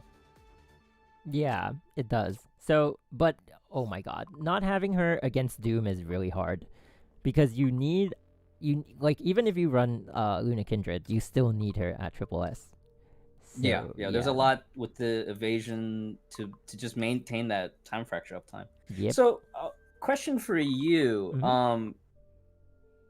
what are your this might not be even an issue that really affects you with your account level, but what Okay. are is there anything that you've noticed, or do you have any opinions about like the the score baseline inflation since in the last couple of patches? Like, I guess it's adjacent, related to power creeping, right? One Yeah. of the things that I've heard recently, one of the mods on Nubskate server, he plays casually now in Honkai because he got to that point where it's like, pushing ultra hard just wasn't worth his time anymore. But he mentions going back that like fervent tempo raised the baseline bar for scoring a lot, and now everybody feels pressured to aim for higher scores because higher scores are now more accessible. Yeah. So there's always this thing about like okay, so this is it's a really good question because like that is how I decide who I double S, honestly. Yeah, anyone who saves me time, I double S. Like the Ancora, I did consider doing double S right off the bat, but like I've been mentioning recently, probably gonna wait for an advanced supply just because I feel like I wanna have more mileage with my spending, kind of a thing. Like advanced Right. supply, you get it in 100 pulls. It's so much more worth than just like trying your luck here. Um, so basically, like anyone I see who's like, oh, double S is gonna save me time on this boss, this boss, this boss, then I'm gonna get. I feel like a lot of players are catching on to that fact, and like those players who can spend like at least at a mid level, are doing it more wisely. So because of that, Mm-hmm. we see the scores the spike in like all like the Momoy Arena and the Abyss because how do I put it? The easier option is like much easier than the previous best solution. Does that make Yeah. sense? So Yeah. it's like maybe because I thought it was like a spike in spending. Like there's a new wave of players who are willing to spend more. But now the way I see it is like it's actually the new wave of battle suits are easier, get to that score easier. So like it was a really good time that you mentioned it because like it's the difference between having Yahasha of Sentience in a team compared to having Luna Kindred in a team. Because previously it was the exact same combination. It was Night Moonbeam, Celestial Hymn, and then we had Luna Kindred. The only difference is execution. It is a lot harder to get the same score, which is 573, I think was the cap for Luna Kindred, than using the Hash of Sentience to get it. So I think it's like all the new solutions are making it that much easier. And it's like people have to spend less time with this one pool that they get, which is the Hash of Sentience. Especially, I think like she's one of the best additions recently because you don't need her equipment other than her weapon. So if like And that also factors into like how many people are getting a fully equipped in this instance, because like if you have a weapon, Right. like you know, so I think it's like because of how the new setups are coming in, we see the spike because it's easier to obtain, it's easier to do in comparison to the previous solution. But that also makes it like harder if you used to be easily in there because you have the alternative that people didn't have, and now everyone has it. And you're like, for me, I'm getting pushed down because of that. I remember a time when 413 was a good score on Doom, and now it's like, look where I am here. Yeah, You know? yeah. So Or like I remember, I guess for me at the mid level, like I remember if I could just get to 30K on a week, right?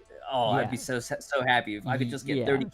And then it started going, oh, if I could just get 30.5, oh, 30.8, and then steadily it's like, if I don't get 31K on this boss this week, then it's time to shed some hair. exactly.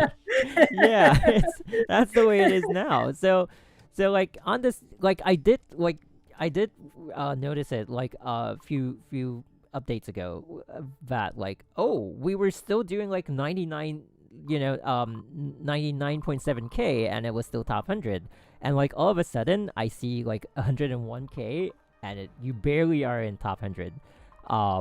So I was also thinking like, what's the difference? Are more people spending, or are the strats getting easier? I feel like it's more of like the strats getting easier, and these people who've always been spending, just suddenly coming back in and like, oh, now I can score, you know? Hmm. Yeah. So I feel like it's the strats are getting easier, but with the appropriate equipment. So that also is good and bad in the sense that F2Ps can score the same, but it takes them more time. Right. But I feel like it's a very good spot to be in right now for the game, not for the players. Yeah, But yeah. like, because that's that's what you want out of a game. I've always seen mobile games as money over time or time over money. Um, and then skill is like whatever the game provides you. So that's why you have to choose the game properly, I guess, because some games debatably have no need for skill at all. Like I mean, like I used to play Brave Frontier and you used to play Brave Exvius, which are essentially pretty much the same game. They aren't really Yeah, games very that PvE. require a lot of skill. You just need a good arsenal. If you have like this unit with this equipment, which everyone can Or get, the right friends that you can use as supports. exactly. Like especially if you spend, I don't see any kind of skill, and it's like a totally automated game even. Yeah. And so like I prefer Honkai because of that, and it's good that they're able to balance the money over time or time over skill, because like if we're talking about the previous games that I mentioned, it's just money. Spending more time will not get you that 8-star character that you need or this equipment that you need, kind of thing. But Right. over here it's like, oh, I'm giving you a If platform. you save, if you save up or if you farm for it, you can get it. Yeah, exactly. It So might not be as fast as the next player who has a better budget, but like you can still get there. yeah, Eventually. exactly. Yeah. So I do think that, noticing the spike has also brought that to my attention, which makes me feel that, I make me appreciate the game a lot more. For like you were mentioning, there's an F2P who is top 100 in EU. We also used to have that guy. I don't know if he's still in top 100. I know he's still playing, but I don't know if he's still in top 100. But there was one guy. Let's see. I'm checking the list right now. Probably not in here anymore. But even up till like 2 updates ago, yeah, he's not in here anymore. But even up till like 2 updates ago, from what I know, he still hadn't spent on the game, and he was still in top 100. So that was pretty impressive, because like you always see his stats and you'd be like, I never knew you could even get that score. He's scoring higher than me, and I have like more expensive equipment than he does. So Right. yeah, so it's really interesting to see like a game can provide that kind of experience to players. But at the same time, it's also kind of sad because like not everyone in the player base would kind of understand that, and there'd still be that part of the community in every game. It's not just in Honkai, but like in every game, who's gonna be like, he's only better than me because he's got money to spend, you know. So, but I feel like in Honkai, for the most part, they've kind of quelled that because because of what we just mentioned, like they're providing like as fair a playing field as they can to like the general public, which is something I really appreciate. Even as someone who spends. Yeah, because you'd also get the spenders who like are unhappy that the F2P can do the same thing that they can, and they spend so much, that kind of thing. Oh my god, that's so obnoxious. No. Yeah. That is very obnoxious. Yeah. It's like, I'm keeping this game afloat. Yeah, kind of a thing. And it's like, no, sir, you're not. Unless you're spending like 2 million every month, then maybe you could say that. Okay. Video just went out again. My Discord keeps disconnecting for some reason. Give me 1 second. I think it's like a Discord thing instead of like, yeah. But anyway. F2P on top 100 is so bloody bald. Yeah, it is. I can't imagine myself doing that. But at the same time, I probably don't have the time to do it. Like I said, you know, it's money over time or time over money. So I do hold a full-time job, and I have to I have long working hours, so I guess it's like if I didn't, and it's bringing in the money that I can spend on the game. So if I didn't have that, then I'd have the time, and then I could be balding and staying in the top 100 as an F2P probably.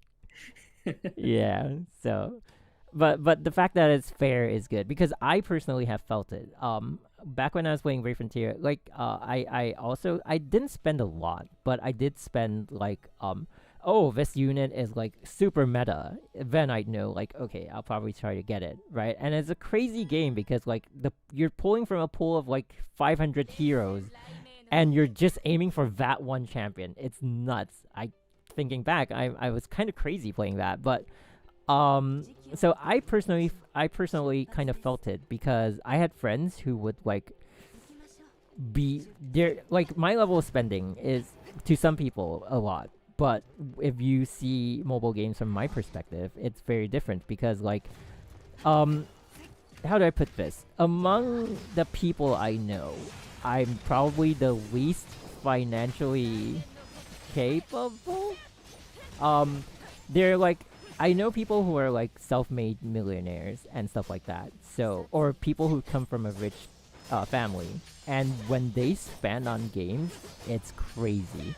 I have like this two friends who are a couple. They played Lineage 2 within the first week. Goodness. Oh my god! Within the first week or first month? No, first 3 weeks. The girl had spent. And they can well afford this, so I need to preface with that. Okay, so it's not... Yeah, I need to preface with that, because people will be like, oh my god, they're throwing their life away. Within the first 3 weeks, the girl had spent 8k, and the guy had spent 12k. On the game. USD equivalent, USD basically. equivalent, yes. Wow.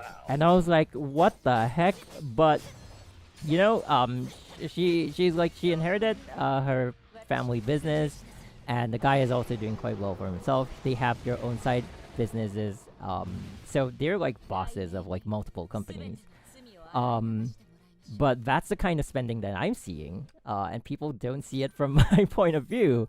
But like, I have felt that as well. Like, and when I was younger, and like, and you see people play like that, and you're like, I'm never gonna catch up to that, you know.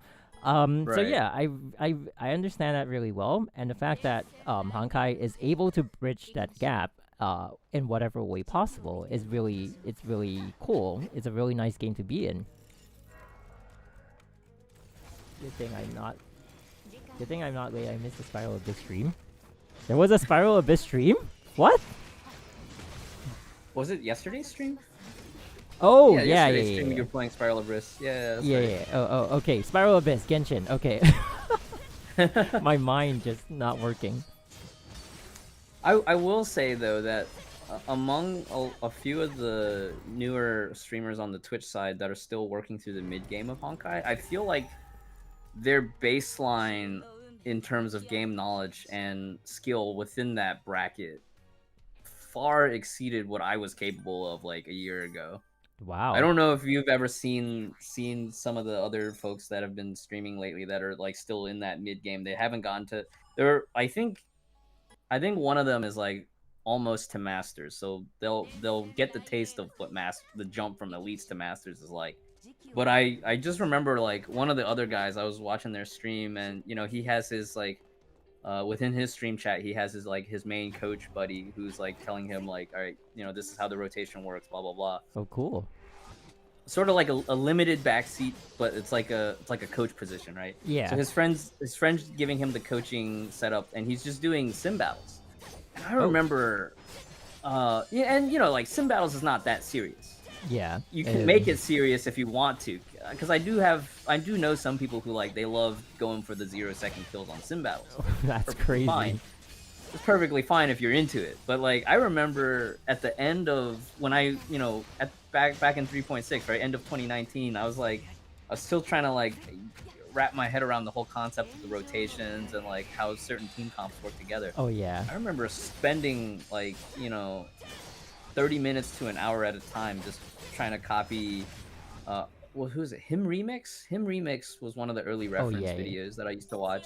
You might be familiar with his channel. Yeah, we usually see that a lot. But yeah, like I remember spending 30 minutes to an hour at a time per boss trying to replicate his sim battle strategies back then, and it was like I'm struggling like so hard just to get to like 13,000 on a sim battle, and then like, you know, Smiley over here, he just started the game like he's only like maybe a month and a half in, and he's already like, oh, I only got 14.2. I could go for 14.5, and I'm like, bro, your skill level's way better than what I was like, you know, a year ago. But there's like sim battles. It's crazy too. It's like the amount of available resources, I feel like, certainly has increased. Which is good. You know, for the longest very time, good. Yeah, I've been wanting to see like more content on Honkai. Just I don't know. So initially when I first started doing videos, I never watched any other thing on Honkai on YouTube, because like when I first started like making content instead of like posting just gacha videos, I didn't want to ever be in a situation where like, oh, this guy copied so and so, or he took that idea from like, and it's very easy to like have a reference or like a hint of like inspiration from someone else if you've been watching their videos. So I was like, if I'm gonna do this, I want to do it originally. I don't want to be like clumped in with like someone else for better or for worse, because like I might be doing something that is referencing someone who people dislike, kind of a thing. You know, I just want to be more careful with that, you know. But later on, I got to the stage where I'm like, oh, it'd be nice to see like more people doing stuff on Honkai, because I'm so into the game and like I want to see more. But it seems like not that many people are willing to like speak or show their face. I mean, for the longest time, I didn't show my face, but at least I like spoke in the videos. And it's always been this like wall of text content creator all the time for Honkai. So having like going on Twitch, it maybe not that many, but at least nowadays there's like more people doing like stuff on Honkai. I see more players, and like it's become more of a streamable game. Not that the gameplay has changed that much, but like people are like finding stuff to do with it, and it's really nice to see that. Yeah, for sure.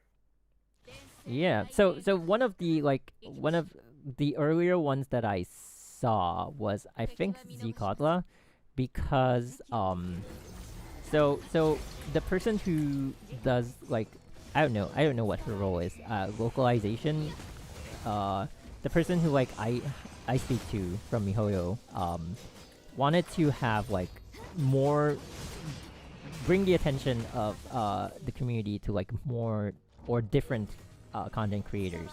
And so one of the earlier ones that she was thinking of like having on a stream, I think the intention was to have her host the official stream, I don't know if I don't know if that was the case, but kind of something like that. But they still kind of like wanted me to do it. So then we came up, or she came up with the idea of like, oh, we can just have her as a guest on the first half of the stream. So that's what we did for the Haxor Bunny stream, and apparently it was well received. So yeah, she was like the first actual person on Twitch that I kind of saw doing Honkai. And Yeah, Zukad was great. yeah, I remember when my sleep schedule was completely messed up. Like I would just lurk in the directory like all the time and just see who else was streaming. Yeah. for The the sleep schedule's a little bit better now, but it's still kind of messed up. But you know, all working from home does that to you. But yeah, so it's her and this other guy. Like usually if I search Honkai, I see her on the top of the list of like viewership. Mhm. But there's also this other guy, this Russian streamer, who is like really cool.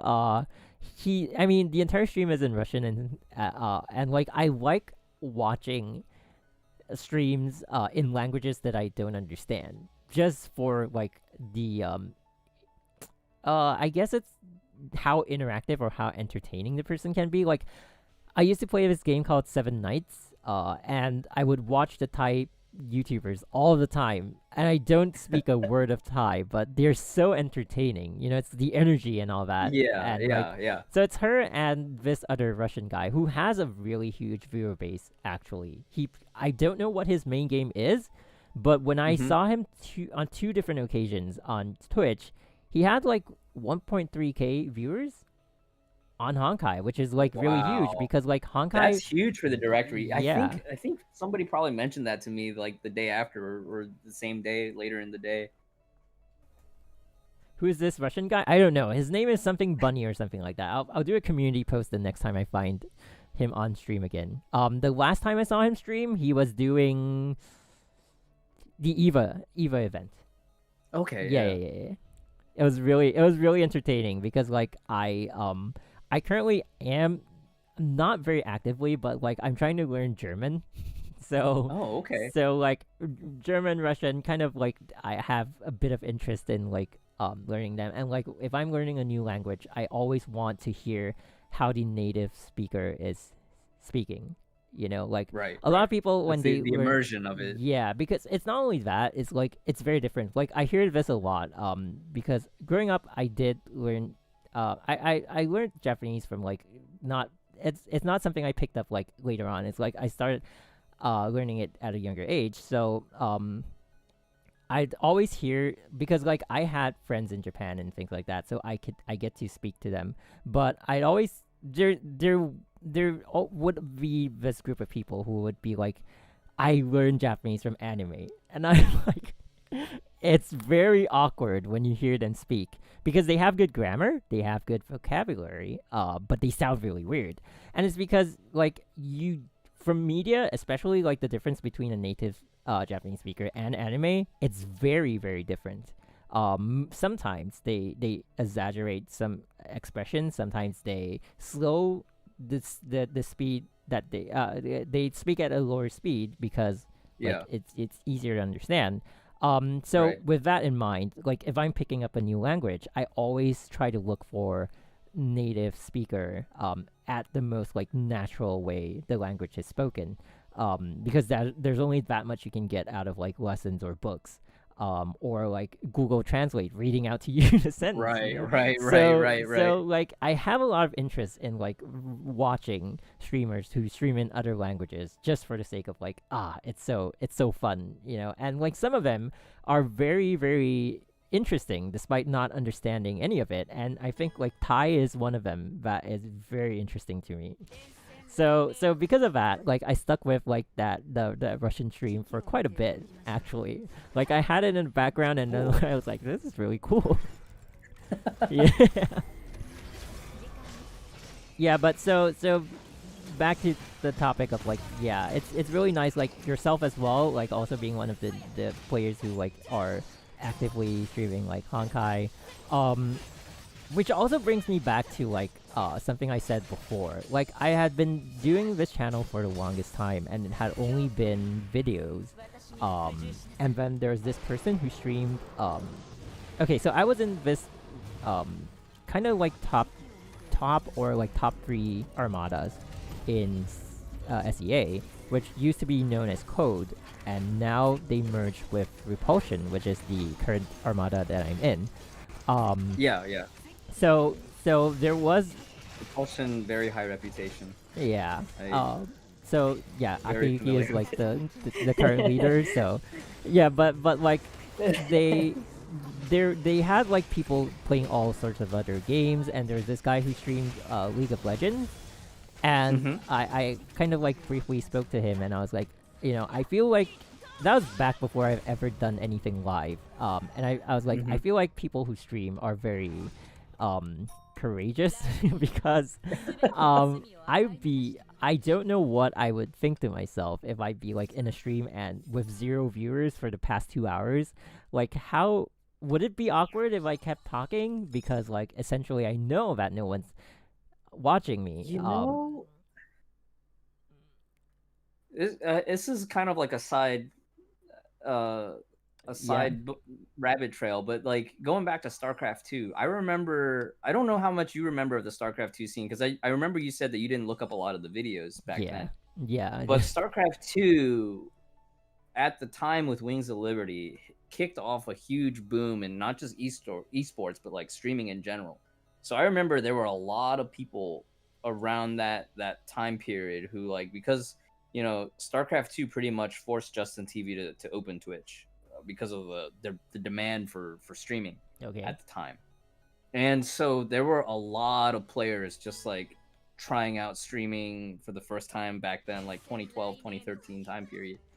And I remember one of the common advice at the time was like, if you're starting out streaming, you should get used to talking to an empty room because that's how you develop skill and just grow consistent. And it's a weird advice to hear nowadays, Yeah. but it's something that I still kind of like held on to because I remember for the longest time too, like I would just play Honkai to 0 viewers for pretty much the start until like Chiruri found my stream, until Defi found my stream. Because at the time, Defi was still playing Girls Frontline before they switched over to Honkai. Okay. But yeah, go back to because you asked this League of Legends player who was also in your armada about live streaming. Yeah. I mean, like, I felt that, I told him at the time, and I think I was, like, I can't remember, I think maybe 5 or 7K subscribers on YouTube, and, like, even then, I was like, I don't know, would people actually, like, want to see me stream anything at all? Because, like, streaming and video is very different, right? Even though video, you're not talking to anyone, you're, like, it's kind of like a journal-ish kind of a mindset where you're like, yeah, maybe even if like nobody watches it, one day I can come back and be like, at this point in time in at this when I was playing this game, I was doing this, and it's kind of like it can be for yourself as well, but for streaming, it's like there and then you get no viewers means you get no viewers, and then like it becomes a little awkward because like, am I now doing this in video format? And like, what if someone pops in and like I suddenly have to interact with them, but like I'm not in the right state of mind to do it because like I'm basically just talking to myself for the past 3 hours, kind of a thing. So I don't know. It was something that I felt like I didn't really have the confidence to do. But nowadays it's like, So what was that jumping point for you where you decided, all right, it's time to give this a try? One of the things is like, first of all, I didn't think there was much content on Honkai to be streaming. Everything that was on Honkai, I felt like was very much appropriate for video form because like for example, now I'm doing this blockade and it's like, oh, this set amount of stages, right? So I can do it and I can fit it all into one video, but like it's too short for a stream because like, oh, today we want to do blockade, and like 20 minutes later you're done with it, and like where do you bring the stream?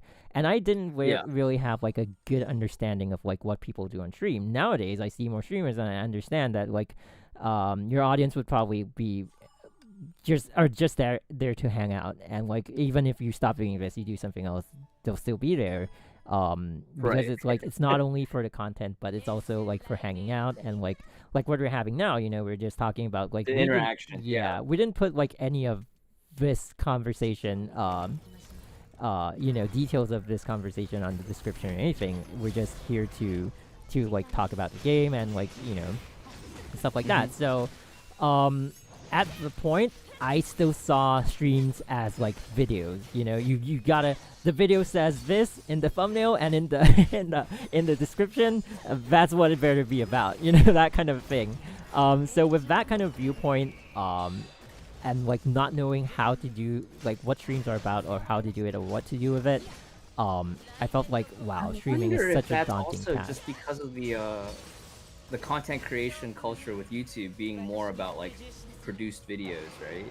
Yeah. Because like I guess like for me the mentality's always been different because I've been on Twitch for so long, and so for me it's always been a more distinct, more distinguished, distinct separation between the live show versus like a recorded, produced video. Yeah. I think it's like the difference in like because Twitch and YouTube have like an entirely different culture, even. Like Twitch has like the meme, like the emotes on Twitch. Memes. Yeah, like the emotes on Twitch are like, oh my god, I just got destroyed. Anyway, the emotes on Twitch are like very different, and like everyone has like the Monka S, Monka W, and stuff like that. But like over on YouTube, you could say that streaming is like a very primitive tool on YouTube in comparison to like Twitch. And I guess maybe like not being that exposed to Twitch at that point in time, it also made like my concept of streaming was very different. And but I still understandable. But I still stand by that like streaming is like it's actually kind of scary.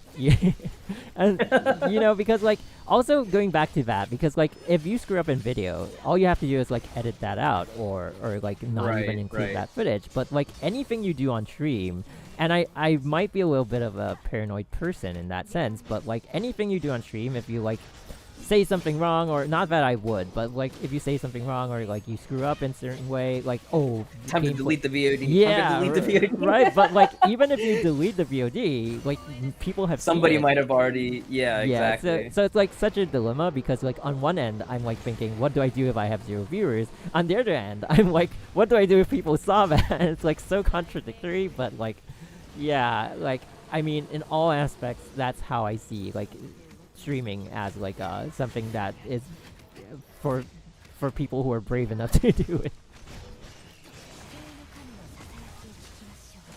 All right.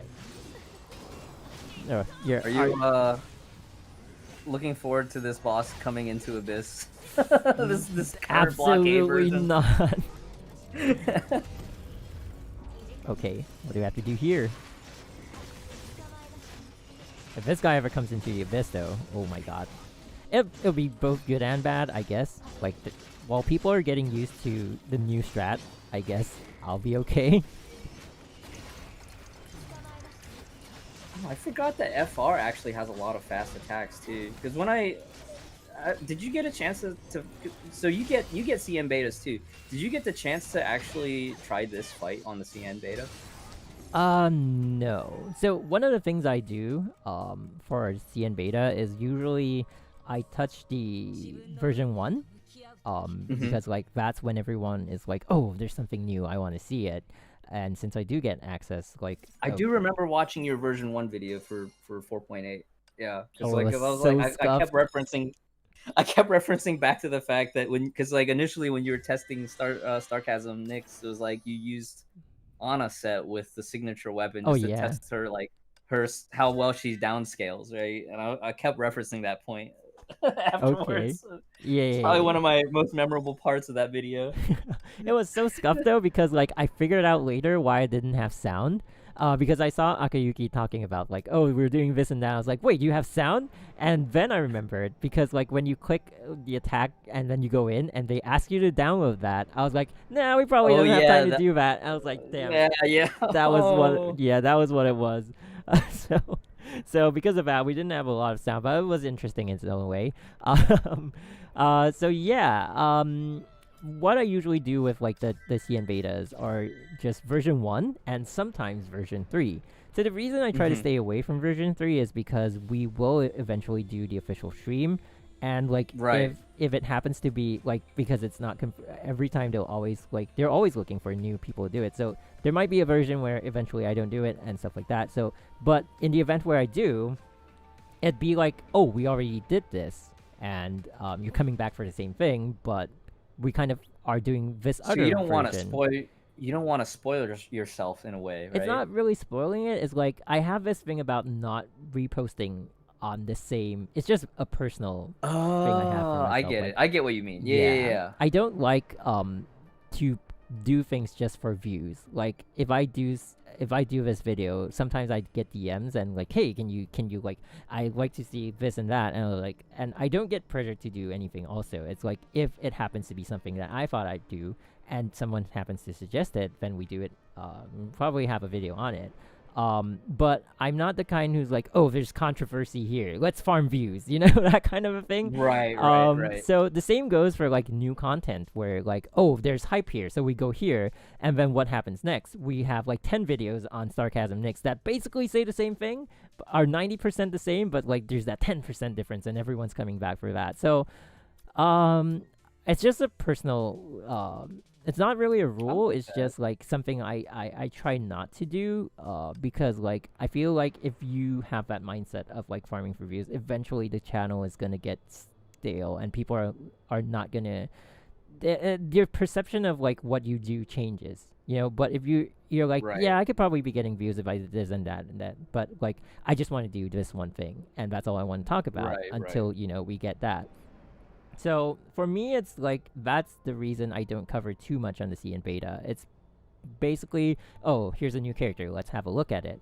And if like there's drastic changes, Nyx actually did have like some drastic changes, right? So like if there are, then maybe a video or another stream saying like, look at, like I think I did another stream for Nyx on version 3 because of how drastic the changes were. One of her changes was like initially you had to do like 4 basic attacks to use her charge attack. And I felt that was kind of insane. It made her like not usable at all. And too slow, right? Yeah, too much time to set up. Yeah, exactly. Like especially in the, I don't see that in the Memorial Arena because of how quickly you need your damage to be out. Fast everything needs to. Yeah, exactly. But like that was so inaccessible that like even in the Abyss that probably wouldn't work. And so I was like, oh, people would probably want to know if that was changed. So it did change in version 3, and so I was like, okay, let's do a stream about that because like there's so many drastic changes. But at the same time, it's not like the overview videos where like specifically talk about this. It's like there's gameplay and we're talking, but I'm not talking about that necessarily. It's like you can see the changes for yourself because we'll be talking about it when the official stream comes. So it's like I don't really want to have like, this is the first version of the official stream unofficially because it's on the CN beta, and then this is the second version of the official stream kind of thing. So it applies to that as well. But yeah, but I mean, what was the question again? Gosh. You were just talking about like I have access to the CN beta, right? And like we get to try stuff on it. So it's like, did you get a chance to do that one Abyss fight versus the fast attack Husk? Yeah, I did it, but like I don't think I did it on stream. Like I was just scrolling through. I guess I completely forgot that FR actually could shred that fast attack shield relatively easily. Because like on the test fight, I remember I went in, I was like, well, Haxor Bunny's new and she's fresh. Let me see, like, just messing around, like, what would she be like if I just put full Irene instead of Turgenev? It's like, obviously, Turgenev is the better set nowadays. Yeah. But at the time, for whatever reason, I was thinking, like, oh, yeah, but if we activate the 3 set on Irene with the QTE, then we'll get lightning bonus for DJ, and then we can pump damage that way. I mean, it's good to explore that, but okay. Yeah. It was a weird train of thought, but so you were relying on like Haxor Bunny to be dishing out the hits. But... yeah, I don't know what it is, but like there's something about Haxor Bunny that is it just feels so smooth, rotational. But yeah, I'm sure you've felt that when you've played using her in the team comp, but just even in supporting lightning comps, right? Lightning teams using Haxor Bunny just to support it. I don't know how to describe it. It just feels very comfortable to play. yeah, it does because of the fact that I guess it's because of the fact that she's like the switch in, not really switch in, like the side support, which we only have with her and Starlight Astrologos. So yeah, so it's like I do enjoy that as well. Like I did that one build on her 4.7C in beta where I did, she used, because they can both activate their weapon skill when they're doing like ultimates. So I had like right. Gustav on one of them, and I had what was the other one? Shui Jing. No, wait, yeah. On the other one. So then they both activate, like one is a QTE, one is a weapon active skill, and then they're both like never have to switch my main DPS out. So like that kind of team, yeah, with that in mind, like I can see why like Haxor Bunny is always gonna feel like she's easy to use, because you don't really have to manage your rotation the way we had to for like the older builds. Right. Yeah, and managing rotation was something I learned, was like learning it early was very interesting. And I don't know if there's ever gonna be a way I can like relate it to. I thought it would come up in like the week of Honkai, but like I think it might be too basic to bring it up now. Like, okay, so there are things, yeah, because there are things like when learning a rotation that are very interesting that you don't think about once you passively are able to execute it. Things like, initially, when I was really new to the game, I didn't even know that, like, if you do a QTE, that, like, okay, so now I do a QTE with Haxor Bunny switching out and the Hedge of Reason coming in, then the switch in cooldown for Haxor Bunny is longer than if you just switched the other character in. Normally, right, yeah. right. That So was something like, I didn't remember, or yeah, that's something I didn't know early on either. yeah, and like I never knew that there's a difference for switch timing, and like when someone's strategy worked and I couldn't replicate it, I couldn't find out why. So it's like learning that process was like one of the more interesting things about Honkai. That I remember. And then somebody else would tell you like, don't forget to turn the QTE off on this character. Yeah, in this back mode. back then there wasn't even like QTE off, so it was like there were a lot of hard, like sometimes you'd have to like wait it out, like I don't know, yeah, it's all these like really interesting stuff, really small details that I find really interesting, like how you can't activate a time slow QTE if you're already in a global time factor, so you have to like wait for it and then do it, like, and like the skill, yeah, like with the HS teams. yeah. Oh And the goodness. skill difference is like how soon you can, you know, there are people who can like, I mean I can do it sometimes, but like not as consistently as like some other people, like the frame perfect. yeah, the moment like the previous my global God, time yeah. factor hadn't even disappeared, you already have the next one in, but the system already registered that you're out of time factor and back in. That was like insane. Yeah, and so that frame these are perfect gap. yeah, Oh my goodness. I love all these like intricacies of like playing it, but it's really hard to relate it to like the general viewer base. Yeah. But my God, I got lost in my train of thought again. Perfectly normal. I go off on tangents all the time on my regular streams. I don't do it as much these days in terms of like maybe the last month or so, but I remember for a while I would, in the middle of my gameplay streaming, I would just kind of like pause and then go into the menus and go on like a mini lecture on like, well, if you're at this level, you can use this gear on this character up until a certain point. Yeah. But it's also like it's really nice that a mobile game can be like that extensive in like its mechanics, which is something like I feel like in the past wasn't easily available. Like I mean like to find a game that can do that, and like I think Honkai, one of the main reasons I like it so much and still like it like after 3 to 4 years is that it's that one game that like debatably even maybe some console games don't even have that level of play of like complexity. I feel maybe. Yeah. Oh, yeah, absolutely right. Yeah, because like I remember like so back to like way back when I first found Honkai. I actually found Honkai through this one of those videos that have like the top 10 upcoming mobile games of like 2016 or something like that. And Honkai was one of them. And I remember like I couldn't believe that it was a mobile game because the graphics were so good. And like so every time like throughout the history of like the channel, like people would ask like, oh, why do you still stick with Honkai? Or, like what attracts you to the game? And I feel like it's that same thing. It's still a top tier game, especially in the mobile scene. Yeah. Yeah. Okay, so I don't know what other tasks I have.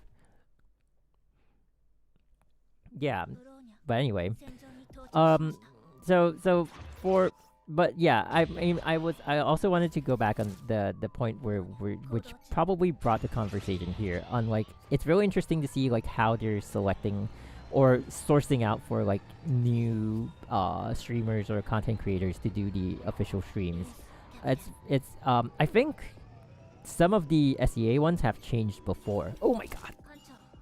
I think they've changed the Railing.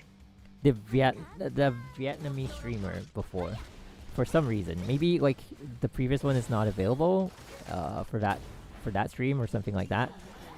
But yeah, I'm really interested to see like what else they want to be doing like on the content creation side, because it seems like Honkai is very connected to people doing content on the game, which is it's like maybe we're seeing it more and more now, but before it didn't seem to be something that developers would focus on. And like with the addition of like you doing like the global streams, I'm also really interested to see like what else they want to be doing, because the person who manages like the SEA streams, I'm not sure if in some capacity she also like oversees like any other stream, but it seems that she does, because like when we get like the schedule and stuff like that, she's always the first person to like inform us and like coordinate like all the different streams. So she seems to always be wanting to keep I was things. super surprised too, because like I remember when they made the announcement for the streamers this most recent one, like I was surprised to see 4 streamers for SCA this time around. Right? You guys had 4, one for the different languages. Yeah, we always had 4, I think. Really? Yeah. Yeah, I think so. Always been 4? I think the first one we ever did was with the Hesha of Thunder. I can't remember what. Oh my god, I can't remember. She's 4.1, right? Yeah, I think she's 4.1. So 4.1 was the first time we ever had the official streams. And I think since then we already had 4. Okay, I was always under the impression that SCA was 2 streamers for whatever reason. But you know, now that you mention it, it makes sense. Yeah, it makes sense. So I always have like their banner on the thumbnail, because like I feel like that's what we're doing, so it has to be represented in some way. So I put it on the thumbnail, and I think if you go back and see it, there should be 4 people already. Though I don't know if I included like the entire banner, because sometimes I'll like the recent one with Haxor Bunny, she's in front of the banner, so you can't see the entire thing. But yeah, from that you can see like, oh, there should be 4 different avatars on it.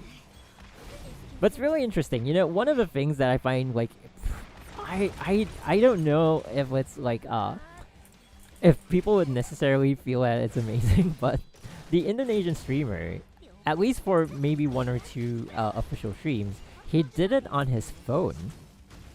I was like, how do you host something like that on your phone? It's mind-boggling. But I mean, you know, he was still able. It was still well received though, right? Yeah, he was still able to like maintain the hype, and like I think one of the reasons like people like his audience stick with him is because he does a lot of crazy stuff on stream. For one, we were like, I ended my stream early because like for the first one, I don't know if they ask us to do it like keep it like 1 hour now. But like for the first one, they're like, oh, after the 1 hour time slot, you can just basically still do anything you want with the rest of the stream if you want to.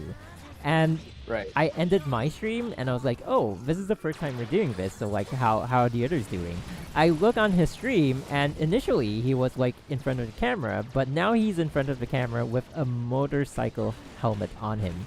I was like, what the heck is going on? and so, you know, he probably does a lot of crazy stuff.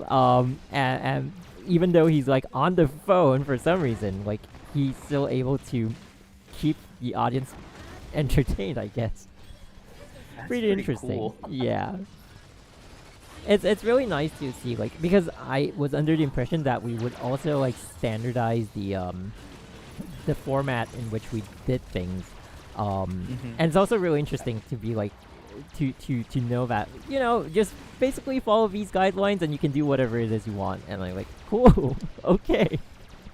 But yeah, I still try to keep things like as official, quote unquote official as I can, because like it is kind of an official stream, you know. But I did feel that when I did the most recent one, because like, you know, originally when I got the basic like outline of what the stream structure was gonna be, like I didn't realize how tight the schedule actually was gonna be until I actually started doing the stuff, and then I realized like, I guess for this patch, because I got more into doing more of the meta research outside of just the game itself, you know, talking to some of the other high level players and whatnot, like I think there was a lot more that I wanted to talk about than needed to be talked about during the official portion.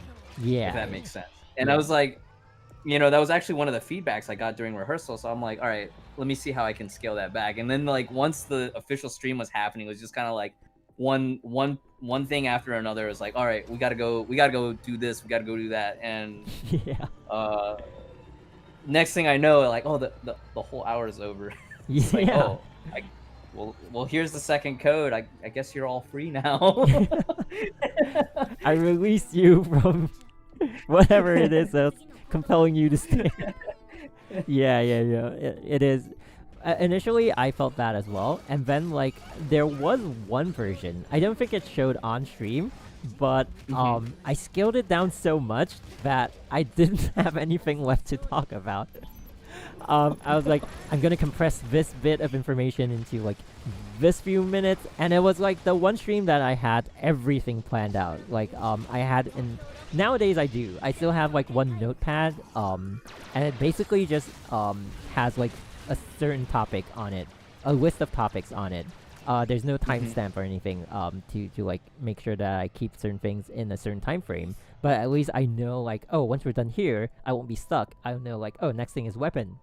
You know, also don't miss out the weapon. You know, yeah. So things like that. But there was this one stream where I think the job I did about like compressing the information was so well done that like it only took like 40 minutes instead of an hour, and I'm like, okay, we're here now. What am I supposed to do? And then I did like Memorial Arena runs, which was kind of crazy, but thankfully it didn't go that badly. Yeah. So I mean, yeah, it's really interesting to see like we also have to learn how to manage like content in like this fixed amount of time. But I feel like in comparison to like maybe like purely streamer, maybe like the SEA, because like for SEA, all four of us actually started with like doing videos. I feel like we have a bit of an edge on like getting a hold of that, because videos you already learn what to do. Like, oh, you have to compress this, you know, this is gonna be too long for the video. So like just translating it to stream is like easier than someone who like purely streams, because like if you're purely streaming, you're more used to like, oh, I have time to do this and that, and now that it's limited to an hour, it's like so hard to do. Yeah, but like I mean, besides all the things that like we just talked about, like with the normal official streams, I feel like they probably want to do more stuff, but they don't really know what it is that they want to, I guess. I did, like okay. So one of the things that we added was like Zcodla being one of being a guest on the stream, which was really fun. And then like also like one of the reasons why we're doing this is because like I did get people DMing me and like even on chat saying like, oh, that was really fun to see like interaction between two players and like maybe we should do more. So that's one thing, and but also there's a concern about like what we talked about briefly Before, yeah. which was like who do you invite, who is also like someone who wouldn't bring like if I invite someone who's like gonna be controversial, it's gonna be very hard because like this person's gonna want to talk about this and that, and like it's not like MiHoYo themselves don't want like too much attention being brought here because like it can go either way, it can be very bad for so and like I felt like you were one of the best options or the best option also because like we both do the official stream like so like and your level of play is not like too low. Sorry to anyone who's like new to the game, but like your level of play is not like too low to like to the point where you can't relate to like half the things that we're going to be talking about. So yeah, like, and that was one thing that I'm sure you probably do on the official streams too, is like there's sometimes when the new weapon is just the pry arm, you kind of have to be like, for new players this is kind of an end game item. Yeah. But then it's like, but then for the end game players you kind of have to like give a hint of like, all right, these are the contexts you should be using these in. Yeah. Or where you can mix and match with other stuff to try. Yeah, exactly. So, but I feel like so that's one thing as well. You can never be like able to like get 100% positive feedback on anything you do because there's always two ends to the player base. There's always the casuals who would be like, why are you talking about this? It's not relatable because it's too end game. And then you'll get the end game players who'll be like, this guy doesn't know what he's talking about because he didn't say XXX or YYY and ZZZ, and it's like no, but there's more casual than there are pro. So there's always that balance. But for me, the mindset I go in with is like I feel like you should speak more to casual than pro, at least just for me personally, because like if any it makes sense. Yeah, if any pro is there on an official stream, it's probably chances are that they already did the research ahead of time on their respective high-end discords. Exactly. So they're probably there for the code, or they're there for you as like because they watch you in general, or I can't see any other reason why they would be there because most of the time pro players are already like very well informed even before the Chinese beta is out. So the fact that they're there is also very encouraging because then they support you as like someone who's like maybe not that top tier because I'm not that top tier, but and then like so I feel like initially I saw it as a bit of like adding pressure because like, oh, I'm not speaking to people it's like I don't want to embarrass myself in front of these high level players. But now I'm like, yeah, it's nice that they're here. Yeah. but for now it's like, oh, it's nice that they're here and I appreciate it, but I don't have to have the added pressure of like, oh, I have to talk about endgame stuff with this. No, I'm just gonna talk about it being like a really in its most basic form, and like yeah, if you're that good at the game you would already know what's going to be used for. You're not here for that. Yeah I think Seraphim during the 4.6 preview, he invited me to do kind of like a pre-show, unofficial one, where he would just host me on his channel before the main stream started. And I guess that was kind of like the interview, I guess, for me being picked for 4.7.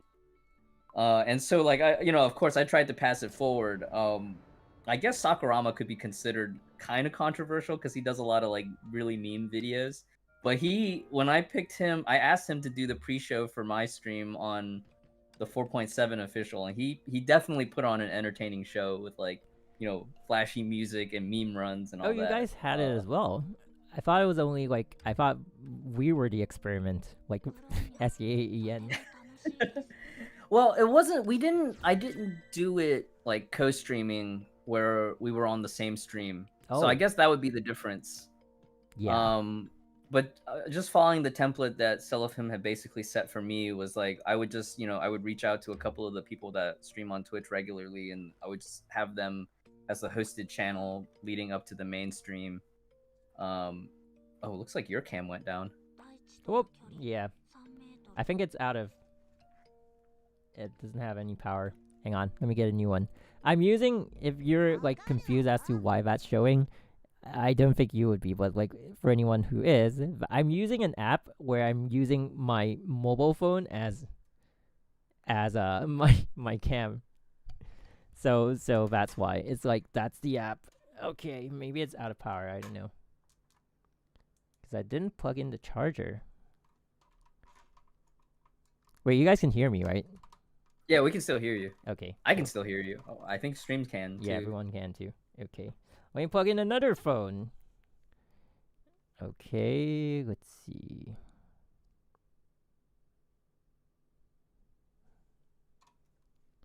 Oh, cool. Okay. Is it showing? Not yet. Alright, let me get it calibrated first. You just went down too. Let me reactivate my camera too. Okay. We're both facing technical difficulties. Oh my god.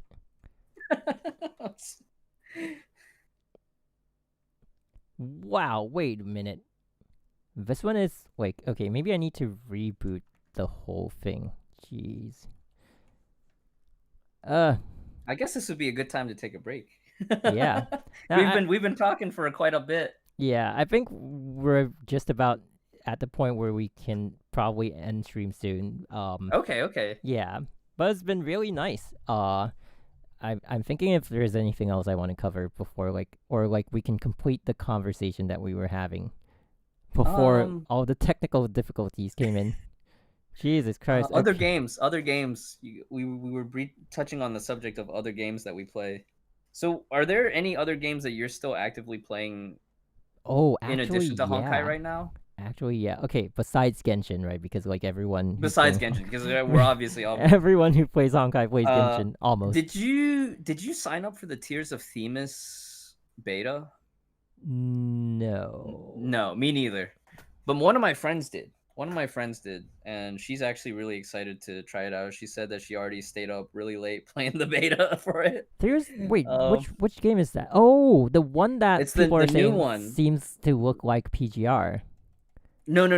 It's the one? new MiHoYo dating sim / Ace Attorney style. I highly doubt either game. you or I would be signing up for that one. Yeah, I heard it's doing pretty well in like CN though. Hang on. Yeah. Well, my friend was saying that she was having a blast playing the beta for it. Cool. Okay, hang on. I'm still playing a little bit of World of Warcraft. What other stuff have I been doing? I guess it's just those 3 games right now. I've been trying to. Yep. I've been trying to get a little bit more art time in lately. You know, that's one thing, like, I probably off stream, if like ever there's a time when it's appropriate to be streaming, probably I will be asking for help. Because, like, I've been wanting to get one of those. Okay, wait, hang on. I need to take myself off cam again. But I've been thinking of getting one of those. You know, I don't know what you call those. The mouse, not mouse. Instead of using a mouse to draw, you can have like a tablet. Yeah, like a display. Did you want a display tablet or just a traditional graphics tablet? Wow, display tablet is like you have it on you have a screen also, and you're drawing. Yeah, right? So the display tablet will have like a monitor display, and you draw on. You put the stylus to the display. Yeah, I don't know because I've never drawn with it, so I have no idea like which one would be easier to use. Do you use display or do you use like the normal one? So I have the traditional one that I hooked up to my main computer. I have a Cintiq, but it's an older Cintiq that was like back when Wacom was testing out like all-in-one, like having a tablet PC. So I have one of the first generation ones of those, and like every time I think about buying like a fancy display tablet, I always stop myself and I'm like, hold up. You hardly ever use the Cintiq that's over on the bedstand that you now just use as like a fancy clock. So it's like I stop myself there. So I always feel like, you know, in the end, it really is just a tool. So like, it's like the argument about like, oh, do you need a fancy pen or can you just use like, you know, like your a regular pencil with printer paper? So in the end, it becomes like that. But like, you know, if you're testing the waters on what you want to commit to, I feel like there's a lot of affordable options nowadays for display tablets that you don't necessarily basically have to pay the premium tax on, you know, buying a fancy Wacom. And even Wacom nowadays, they're doing better with like more budget friendly options when it comes to their Cintiq line. So it really and in the end, like you kind of have to decide for yourself what your budget's gonna be. Some people will say that like a traditional non-display tablet will be better for your posture because you can sit upright, look at your screen, and then but your drawing hand is still on the drawing surface. But then, you know, like there's a lot of people who still say like, you know, shifting from a traditional tablet to a display tablet basically revolutionized their workflow. Okay. I mean, I've never okay, so the only time I don't do art, I've never like studied art or anything like that, but the only thing that seems to be remotely related to art that I do are the thumbnails. So there's I wanted to learn how to use a Photoshop, which I previously like my friend gave me like a cracked version, but like I think the file was corrupted, and then I've been considering actually just subscribing to it. But I fear I will not like use it optimally. So like now getting to know you, maybe I could like get some help on that area. But also like I feel like getting a tablet would help me get the thumbnails out faster. So for people who don't know, and I've been thinking of doing a video on this before I like transition to like the more fancy like drawing stuff. All my thumbnails, everything on the channel, has been done with Microsoft Paint 3D. Which is actually not that bad ever since they updated it with Windows 10. Yeah, and I draw with a mouse. So some of the things like I get like other content creators asking me like, how did you get like this piece of like this cutout of like this battlesuit or this character, or like how did you get like this background and stuff like that? And that's the thing. Sometimes like I see like, oh, I want this character on the thumbnail, but it's like it's from a CG, and the CG is like, I think there was one which I drew, but like I didn't eventually use. There's one where Fuhua was like, that was like slightly before the Hersha of Sentience came out, and she was like staring at Otto, and Otto was like pointing a gun at her, right? So I wanted that, but like if you cut out that, you would have like some of the gun blocking her face. So what I do is that I draw entire parts of like the picture back in, and with MS Paint 3D and a mouse. And a mouse. And I was that is hardcore. And I was like, and whoa. This is honestly great because it's like, honestly, if you probably could just use a tablet with MS Paint and still be fine. Like you don't even need to pay for Photoshop, because like I know like within the artist community a lot of divided opinions about Adobe just as a corporation. And so like they'll always promote, oh, you should buy Clip Studio Paint because it's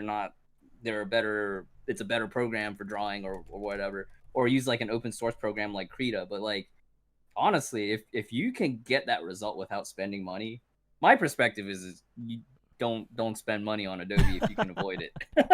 Yeah, but the only reason I want to do that is like, can I do it any faster? Is what I'm thinking. Right.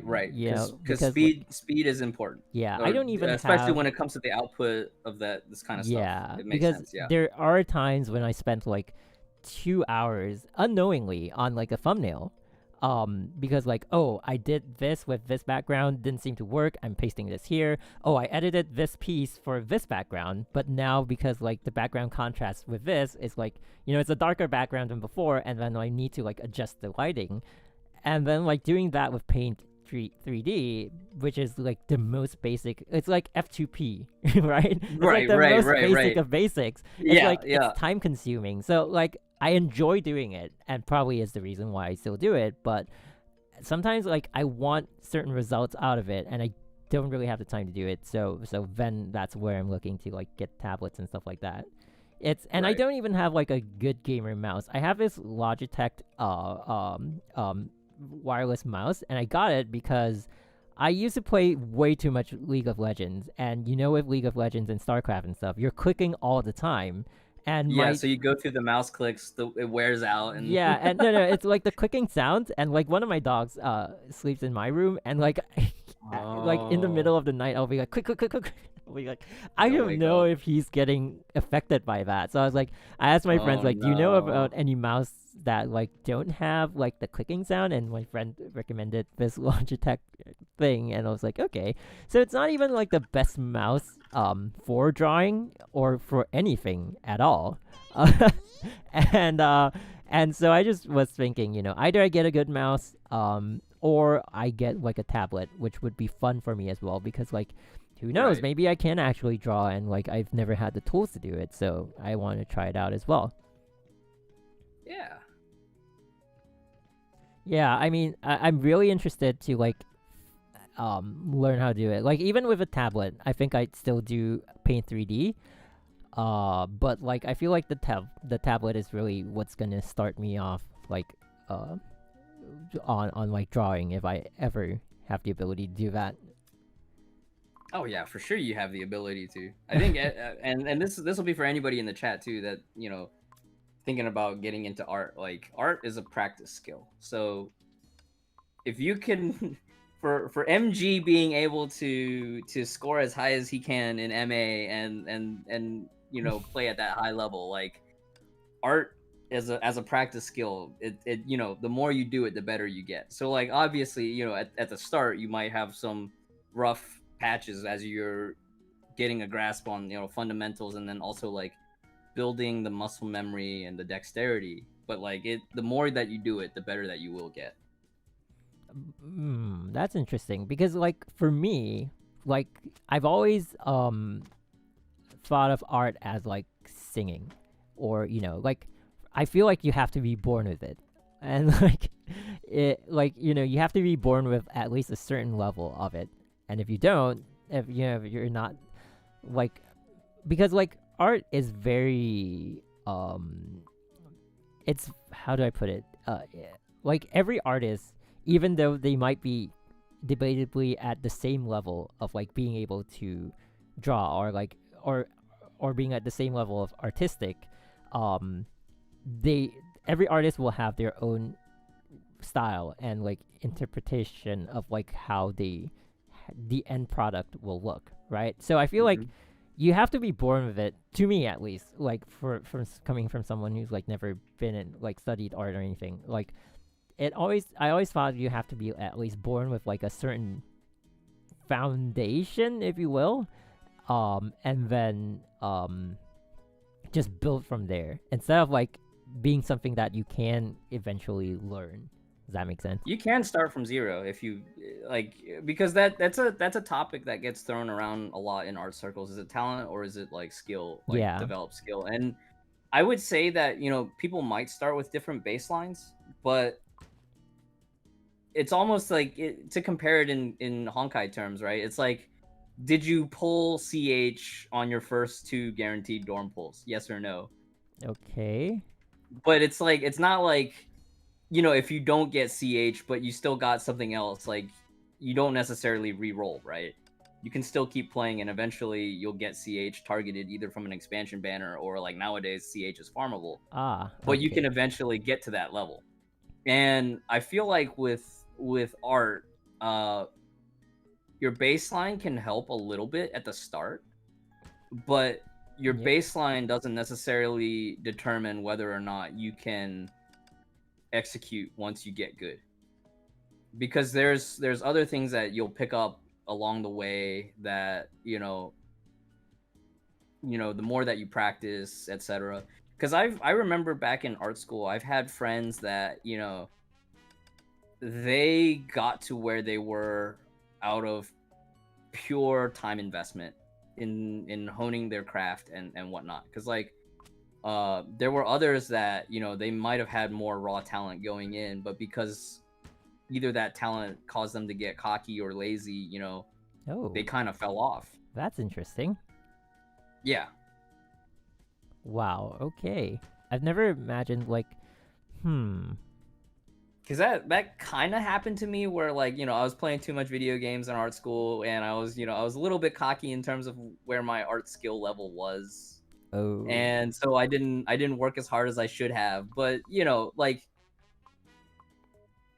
that's all in the past now. Now I know, it's like I kind of know what I want out of my art, and I know, like, if I needed to do studies or you know, practice sketches and whatnot, like I have an idea like what I need to do as far as workflow goes to get to the end result. That's really interesting. So like basically what you're saying is that like you can actually acquire, like, even to the point. Okay, so like the major difference like I see in like certain art styles is that certain people draw more anime-ish, and like certain people are more towards like real life, like drawing things that look like real life. So so what you're saying is that like maybe you might be born more inclined to one of them, but you can eventually pick up the skill of drawing the other. Yeah, it's pretty common actually, where a lot of professional artists will actually, like, they'll have their comfort zone styles, and then they'll have like maybe 2 or 3 styles that they can easily adapt to, and then they'll maybe have like another style that they, you know, for a certain period of time they'll want to experiment and practice and try out. Whoa. I'm probably gonna start trying to learn how to do that. Because I've always like, wanted to have like more original thumbnails. And for the most part, debatably, it kind of is like what I have on the channel. Because like I know that none of the thumbnails that I have are you will never find it anywhere else, because like all of them, whether or not they use assets from like other parts of the game or like media, they are always put together by me. And that was like one of the conditions, kind of like conditions I have for myself moving forward. Like if I were to have this channel like more seriously, I didn't want to have like, although this is kind of should I, yeah, you know, although I've had thumbnails stolen before, and I did speak to like people from MiHoYo about it, and they were really nice, because like I was hoping that they would claim the person, because like if you can get doxxed for doing a copyright claim on YouTube, so I didn't want to be the person personally claiming. To ask to ask the other person to take the thumbnail down, but MiHoYo was like, you know, we do see it as like your original creation, so you probably are the one who has the right to take it down. But I'm like, that's very hard to prove, because like it was a post Honkai Odyssey thing, and I was like, but you guys are the original artists of like all these characters. So like it's hard to say like who actually owns that thumbnail. But yeah, that's actually on a tangent. But besides that one thing, everything else I don't think you'll find like on another channel or any other like outlet, except here, which is something like I really just, is something I want out of the channel. So I like, it makes sense. Yeah, and to take it a step further, because like especially like when a new trailer drops, right? You'll see like tens of channels posting the same thing, and they all have like the same thumbnail, because that's the only thumbnail they have. And or the only thumbnail that makes sense. So like I've always wanted to, like, in any way I can, like also to have it as like a creative outlet, to have like stuff that's originally created by me, but I've never felt that it was original in a sense, because like I'm still pulling assets and like images from like the game and like the website and stuff like that. But I really hope one day that maybe I'll be able to like really create do like your own illustrations, an original piece, which would be great, but I have never had like any experience in art at all. So it's kind of like, am I able to even do that? And what I'm doing now seems to be like within my limitations or capabilities. But hearing that from you, it's like, well, maybe I still have some hope, you know? Oh, for sure, for sure. That'll The only thing that may be challenging is like budgeting the time, and again that goes back to what we said before. Is like, how much time do we allocate to Honkai? How much time do we allocate for any other activity? So Yeah. Well, I mean, like, the difference is that this will be something that's a lot more productive. Like, because, like, it won't just be something that'll apply to the channel or the game, but art is definitely something that you can use elsewhere. So it's definitely going to be worth like more of the time investment than like most things that I do or spend my time on. So yeah, I'm really looking forward to it. So probably like later on, I'm gonna like get your help on like what to buy and like. yeah. That's. Do you so what do you usually use to like draw? Is it? I'm using an old Intuos 3. I bought it off of eBay back in 2011 for like $100. Whoa. Okay. If for those in the chat and for you as well, like if you want to save money, getting a pre-owned good tablet is probably more affordable. But if money's not an issue, Wacom is kind of the premium brand right now. But Huion and XP Pen have lower cost alternatives that are doing pretty well these days. Like their technology is starting to catch up to Wacom, but Wacom is definitely the premium brand. Okay. And then I am using Photoshop Creative Cloud, but that's just because I'm used to it. I know a lot of professional illustrators use Clip Paint Studio. Krita is open source, and I really enjoyed Krita as far as like non-Photoshops go, because like I've tried Clip Studio Paint. I say Clip Paint Studio. It's Clip Studio Paint. Basically the same thing to me. Yeah, it used to be called Manga Studio EX. Okay. And that has always been a very popular Photoshop alternative. For me, there are certain things about the Adobe suite that I find convenient, but it is Photoshop is kind of like the pay to win software option. It seems like every art channel that I see on YouTube is like basically Photoshop. Even on Bilibili, like everyone like in China seems to be using Photoshop. I mean, I don't know if they are, but most of the time it's Photoshop.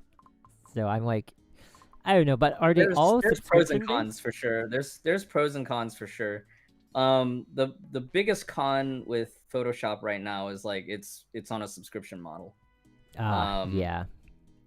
Whereas like Clip Studio Paint, or I think Affinity is one of the more recent Adobe competitors.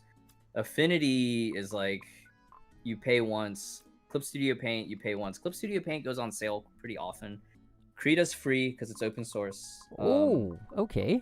That's interesting. But Krita is definitely more geared towards like drawing and painting and not actually like photo editing. Yeah. Okay. And so again, that one of the things probably that what I'm looking for, actually.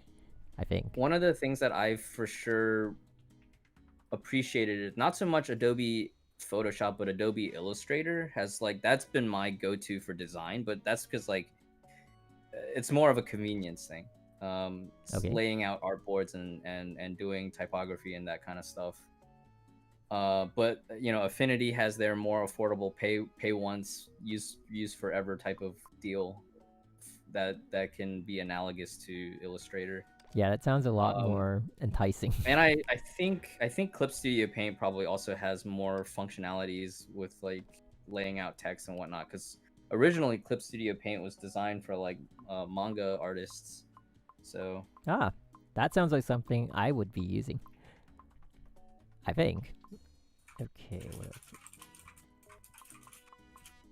Because like for me, I don't maybe back then even more. Now maybe I'd be more open to like subscription ones, but like with my video editor I use Filmora, because it was the one that, just buy it and that's done. You don't have to pay anymore, and Right. like at the time I was like, a lot of people told me to use like Premiere Pro, and I was like, that's so high level, I don't even know if I'm And gonna it's need. expensive too Yeah. because it's not. So that's another thing, right? Like Photoshop is one of the few programs that Adobe will offer for very low cost, even for subscription. But like if you want any of the other programs on Adobe, you either buy the all apps, which is on an annual plan. You Ooh. build monthly, but it's an annual commitment, which is very costly. Yeah. And or you buy like one app, and even the one app is like $25 a month. And it's like, well, are you even going to use that one program that often? Yay or nay? Maybe not, Exactly. So it's like, is that worth it in the end? No, it's not. Debatable. Yeah. It's not even like whether or not you need it. Like, you might still be doing the same task that use that kind of program, but it my concern is that maybe it's not the right program for me. Maybe I prefer another interface or something else with different kinds of functions. And like, that's why I'm so like not willing to just take up any to pay for it, because it's a Right. long term. It's kind of like a long term thing. So yeah, kind of hard to choose.